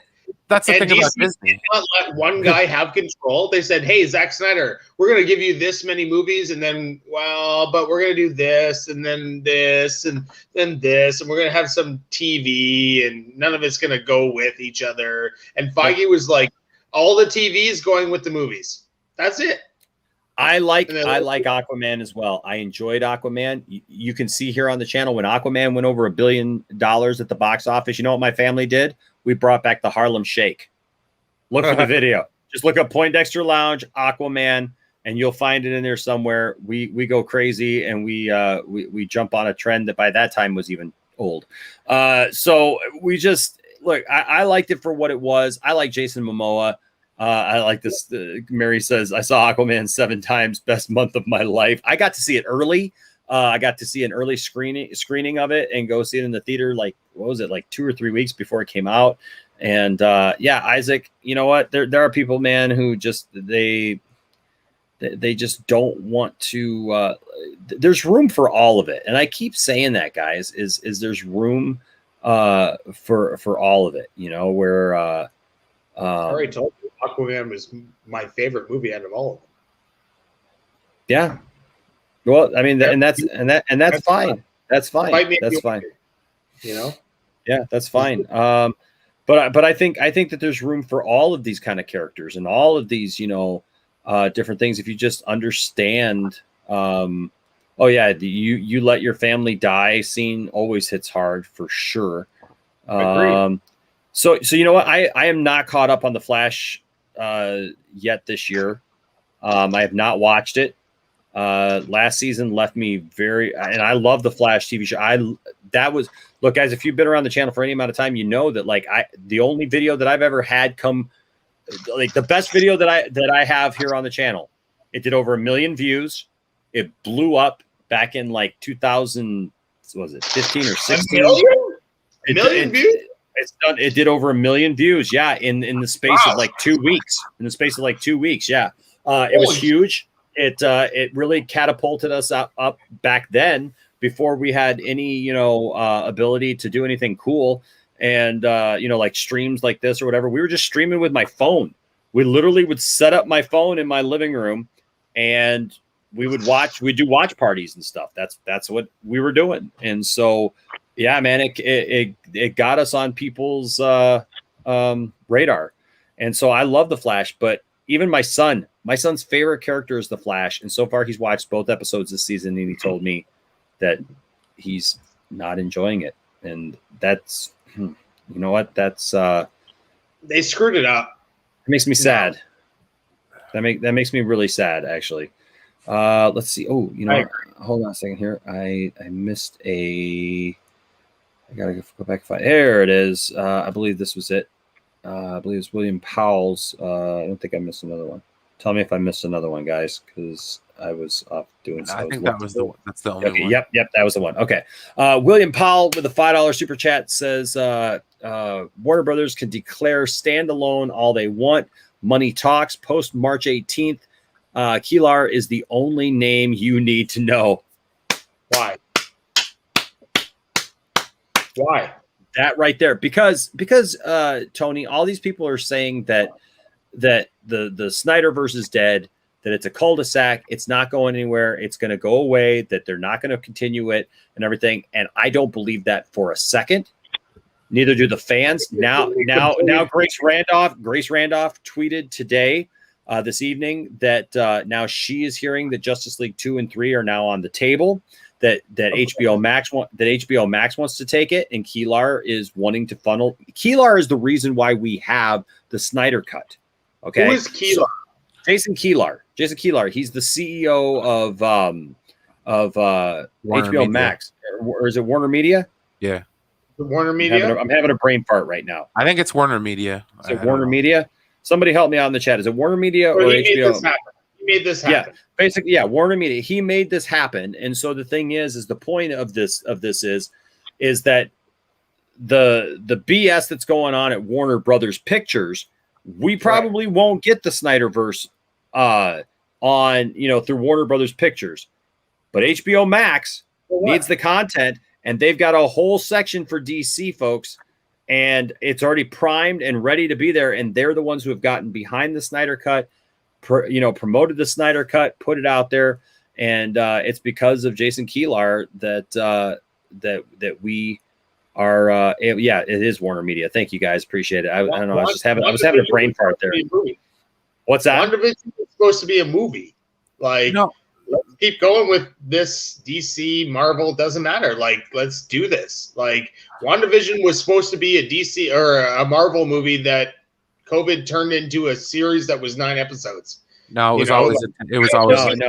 No. They shot that before it was all done before COVID. Yeah. WandaVision was a TV show 2 years ago. Intended to be a TV show. All these things were intended to be TV shows. They're interactive with the movies. But WandaVision, Falcon and Winter Soldier, the Loki series. Winter Soldier going to be a TV series? Yeah, they're all TV series. Yeah, they're all TV series. Falcon, Winter Soldier, Loki. There's what else is coming? Before COVID? Yeah. These were all TV I didn't shows. think so. I thought they were supposed to be movies before COVID. No.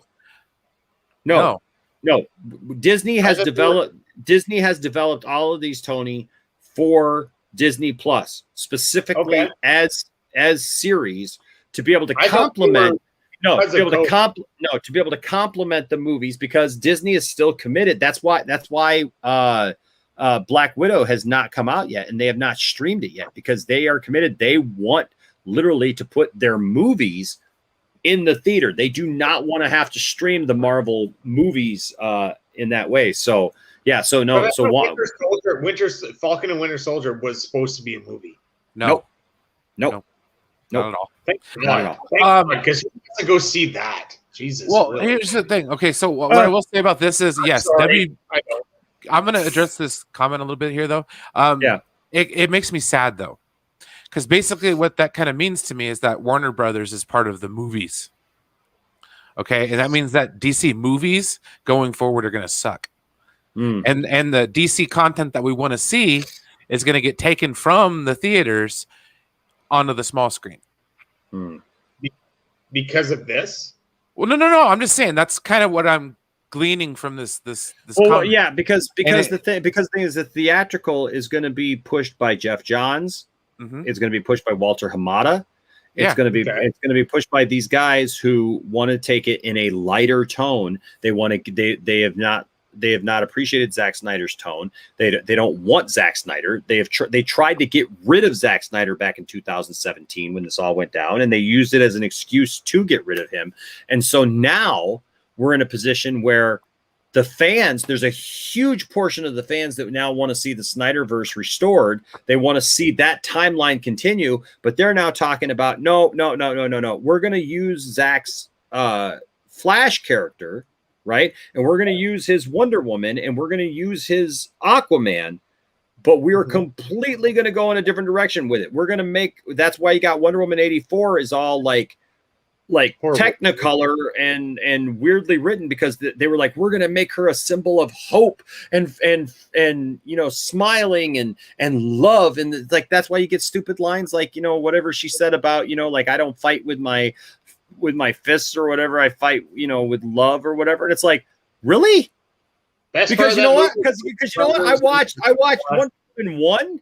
I watched Wonder Woman 1 and I watched Batman v Superman, and it seems like you were kicking some butt with your fists and any other kind of weapon that you could get. And you were talking about killing alien creatures from other planets and, like that kind of stuff. And you're going to tell me that now, like, what, in the 80s you went soft for a while? Did you listen to like too much Boy George? Did you listen to George Michael? And you're like, do you really want to hurt me? Like, I don't know what that is. Hey, it is 70 years later, whatever, man. Like, you would have a different opinion 70 years later. Okay. And then it's like, and then it's like 30 years after, Tony. But then, Tony, it's 30 years after the BVS. So what did she revert back? I'm just asking, did she revert back? She's an Amazonian warrior princess. So I get what you're saying. And that was some of my defense. That was some of my defense in Wonder Woman 84. Yeah, the things changed. But then the more I look at it, it's like, well, but look at her in BVS. By the time BVS comes along, man, she's warrior again. Yeah. So, but what it is it's these guys who they want to take these things in a different role. They want to water. I know it's going to sound funny. They want to water down Aquaman, right? They didn't want to, they made it, a different thing than what it was originally supposed to set out to be. And now they want to do the same thing with the Flash by taking Flash on this multiverse thing and being able now to set up all these different things where they can have all these different characters, kind of like they did with Joker and different things, by legitimizing every, and look, I'm not against that. You understand? Like, I'm not against that necessarily, because I like the multiverse concept, but I don't want to see it. I don't want to see the multiverse concept. That's awesome. I want to see a movie that brings back Ben Affleck, brings back Ezra Miller, brings back Michael Keaton, and have that be the movie that somehow puts the stake in the heart and the nail in the coffin of the Snyder Verse. That's going to piss me off. That's going to tick me right off. That's what's going to happen. So as a fan, so it's. So I agree with William here. Keelar is the key. Keelar is the key. Money talks. We have got to listen. You have got, if you haven't yet, get HBO Max, or if you're somewhere on around the world, figure out what you got to do. Watch this thing. Like Ray Fisher said himself, you put this thing on loop. You just watch this thing all day, have it playing on in the background, whatever. Show Jason Keelar that we appreciate how he's gone to bat for us fans. Look, when you guys hear my song, it's going to stir something in you, because like I said, I play all of those clips of them, of all these pundits and all these YouTubers and all these movie critics saying, no, this isn't going to happen. I know things about the industry, and I know enough to know that the Snyder Cut is not happening. I'm so glad that we could finally put this to rest and say, finally, we probably don't have to talk about the Snyder Cut anymore. And then, you know what you're going to see over that in the video? You're going to see people like Joey excited and losing his mind as he's on a stream where Zack Snyder announces the Snyder Cut. You're going to see people who did reaction videos who are losing their freaking mind, all the while hearing, oh, it's a pipe dream. It's not going to happen. It's not going to happen. It's not going to happen. The reality is it did happen. And thank you, Jason Keelar. Thank you for making it happen. And we appreciate it. And I agree with William. After the 18th, like this isn't done. All these people complain and say, well, all these Snyder bots can just go away now. I just want them to go away. We're not going away. Have you put it out there about the getting to watch early, maybe? Well, we've put out there that we're going to be a part of the screening on the 15th. We're going to be a part of the screening on the 15th. We did get invited. Okay, can I ask a question? How are we watching it? Do I have to look online, or how do I watch it? I have the invite, obviously. I'm just curious, like, am I watching it online? Well, I don't know. You gotta. We don't know yet what's going on. We're gonna get emails, and if you got the invite, then we're gonna get emails and different things from different people. So, I don't know. Nobody knows right now. Even Zach said the other day that he doesn't know. So, I'm asking because I didn't know if I should ask you on this or later. No, probably later. Later. Yeah, probably a good idea. That's what I'm saying. Like, do people know or no? That's what I wanted to know. And you said people. No. What? Where'd he go? Oh, what the heck he's doing? Okay. There he's back. I don't know what's going on. Anyways, no. If you got a invite to it, the people who got invites, we don't know. None of us know yet. None of us know yet what's going on. Even Zach doesn't know what's going on. He said so. Okay. Real quick, and then we got to get going because we're at 2 hours and 30 minutes here. I got to get up running. Brian's got to get up in the morning, and we gotta do this. So okay. Real quick, William Powell says. William says, "Let go of the Snyder Verse being on the big screen. Embrace the freedom that HBO Max can offer." And that's where I'm at. That's really where I'm at. And it's not a little disappointing though. Like it is. I would love to see it on the big screen, and I think we're going to get some little tastes of it on the big screen. That we may see things released. I mean, look, Zack Snyder's Justice League is going to be in selected theaters for sure. It's going to be in selected theaters, but it's also going to be in IMAX because that's why it was shot that way. So. Yeah. So couple of really quick things, and then we're gonna get out of here for the night because I need to get up in the morning too. The other what is this? Hold on. Is this the right one? Nope, that's not the right one. So the other thing I just wanted to say is we should all be thanking Christopher Nolan. If you have not seen this, because Christopher Nolan is a huge part of why we're getting the Snyder Cut as well, because Christopher Nolan has been an advocate for the Snyder Cut and for the Snyders in general. And so I'm very happy. I was very happy to see this, and this is just real quick. Deborah Snyder also says Christopher Nolan supported her husband Zach in his quest to make the Snyder Cut. I'm trying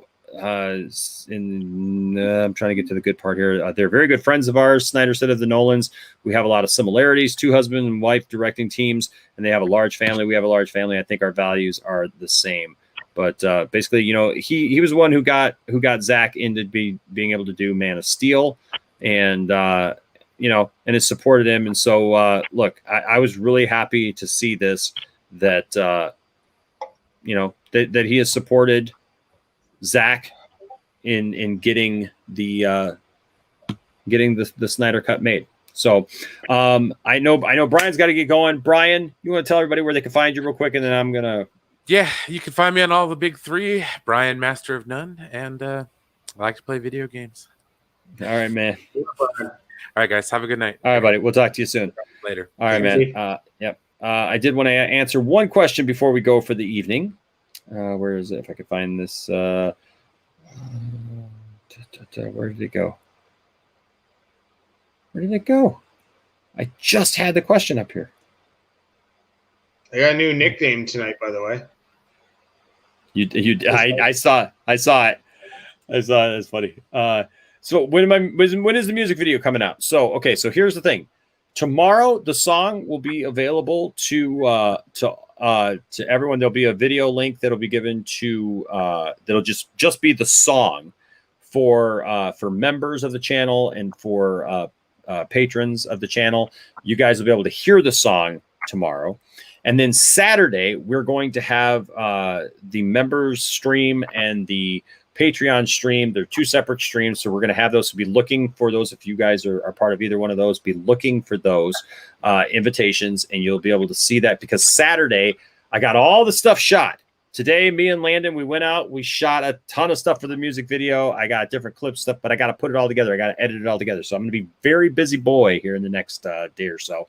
I even told my grandma. My grandma was bugging me, telling me like, "Hey, I need you to do this and this." And I said, "Nope, I'll call you in 2 days. I love you, but Sorry, I'm going to be super busy here." So the video should drop on Saturday, and then. What it's going to be is, because it takes a while for it to upload to get approved on Spotify and iTunes and stuff like that. It will be on the streaming platforms and stuff eventually. But in the meantime, if you hear the song, if you watch the video and you want to get the song, all you have to do is literally become a member or a patron. And you can do that for as little as $1. I mean, you'd spend that anyways buying it on iTunes, right? So you can do that, and I will literally send you the song. Okay, so you can reach out to me. We can connect. I will email you the song. I'll give you a link that you can download it, something, and yeah, so you can get it early even before it goes to iTunes. Because look, I had planned on having this all done like 3 weeks ago. Unfortunately, you all know the story. My computer died, crashed. It was what it was. Couldn't do anything about it. And so I had lost all my work trying to mix and get the song done. But I had all the raw files, so I had to compile them back together in a different way. But you know what they say? Sometimes when stuff goes like wrong like that, it ends up even better than it was before. And I will tell you this. Yep, I will tell you this. This is one of those occasions, because the song that I ended up with is definitely better than the one that I originally had. So look for that here in the next couple days, and I cannot wait to hear what you guys think of the song, and I hope that you all enjoy it, and I hope that I've represented the fandom in the best way that I can, and kind of our excitement, our joy, our pains, and our fight. And then our future to restore the Snyder Verse. That's all in there. That's all in there. I've literally had people tell me who've heard it, my family and other, a couple of people that I've shared it with. Just to get opinions. They say, "Wow, Enosh, you literally crammed everything into this song, and it's beautiful." And it really tells how people feel. Last question says, Enosh, what is your opinion on the lack of promotion by the CW for CW Supergirl season 6, the final season? It concerns me, and I just hope the final season is good. I know some don't love the show, but I do. Man, I feel for you, Kenneth. I've shared many times, and also thank you for this comment here, that this live stream has been amazing. I appreciate that for sure. But here's my thing. I've shared this. Like I'm happy that you're still enjoying the show. I became so frustrated with the show. The show totally lost me. The show totally left me. I felt. I was very much a supporter of the show, because I love all things Superman related. Right? Like I'm there, man. It's the only thing tattooed on my body. It's the only thing. I don't know where. What are we saying? What are we saying? We're getting like a preview of Tony's dining room area there, the apartment there. Right, trying to plug in. Sorry. There you go. All right. But so here's the thing. I felt that the show left me. I feel like right now the CW really hasn't promoted a lot of stuff besides Superman. Superman and Lois has been at the forefront of all of the CW's promotion. I don't see them promoting the Flash that much. At least I haven't. I could be wrong, but I haven't seen a lot of promotion for the Flash, and I don't even know when the other shows are coming out. Supergirl, I'll be honest with you, I'm not going to watch season 6. I didn't watch season 5. I didn't watch season 4. And I watched half a season. I think I watched half of season 3. I might have watched all of season 3, but I've not watched 4 or 5, and I don't plan on watching 6 because I don't feel that the show represents Supergirl. Now, Kenneth, man, I totally appreciate your love for it, and I loved it those first 2 seasons. I really did. I loved the show. I just felt like the show left me as a fan, and it went in a direction that, like Padme said, I just couldn't follow. But I agree with you. I agree with your comment down here about Superman and Lois. That's a great show. That's a really good show. The only complaint that I even have about the show is literally just the costume, that it's a little too bulky. That's it, though.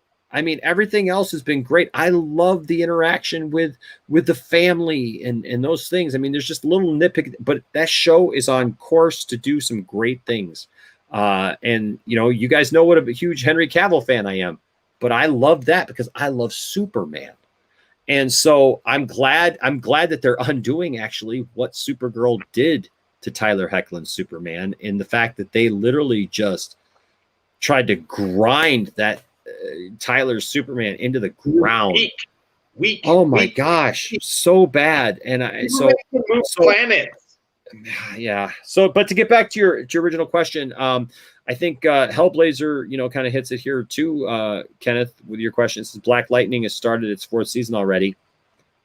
Honestly, I hadn't even seen any promotion for Black Lightning, so I don't know what's going on at CW right now.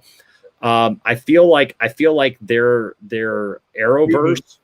I feel like their Arrowverse is starting to wind down a little bit with like all of the different shows. I mean, look at what we got. We got Crisis on Infinite Earths, and we got basically the forming of a Justice League of some kind, and they haven't even brought it up. They haven't even mentioned it. They had a freaking Hall of Justice even. They even hinted at the Wonder Twins and Gleek the monkey, for God's sake. And there's been nothing. Why wouldn't they go after some of those things that got us like flipping out, on there? So I agree with you. There's a lack. I don't think it's just Supergirl. I think maybe because you love Supergirl, you may be, it may be fresh. And I understand that, because when you love something and you don't see promotion for it, or you don't see a lot of it, you take notice of it. But I feel like they're not playing to their strengths right now with the CW. And, I'm looking forward to Stargirl coming back, ironically.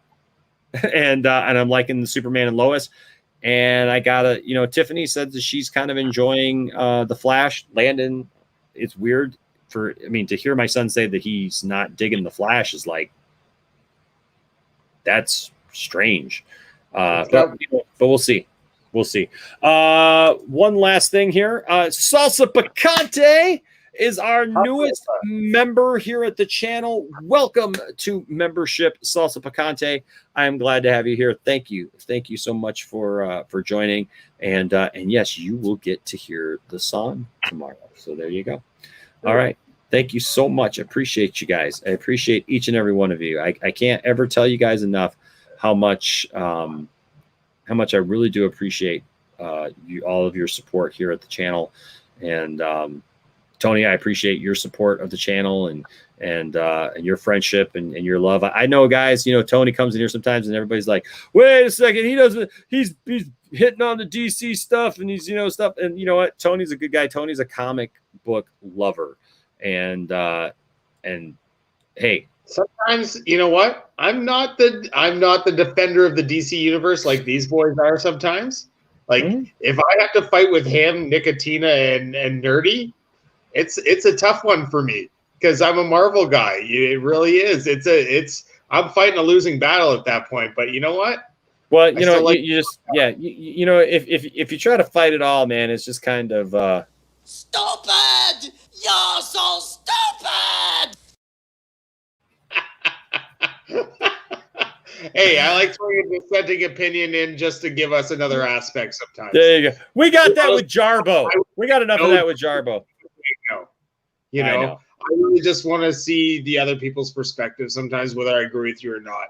Honestly, that makes me more happy to see a dissenting opinion and see who agrees with me and who doesn't. You know, like we all have our own opinions, and a lot of the time I do agree with you, but I honestly want to play the devil's advocate occasionally and see what other people think, because I think it makes for a much more engaging show when people don't necessarily agree with everything that we're saying.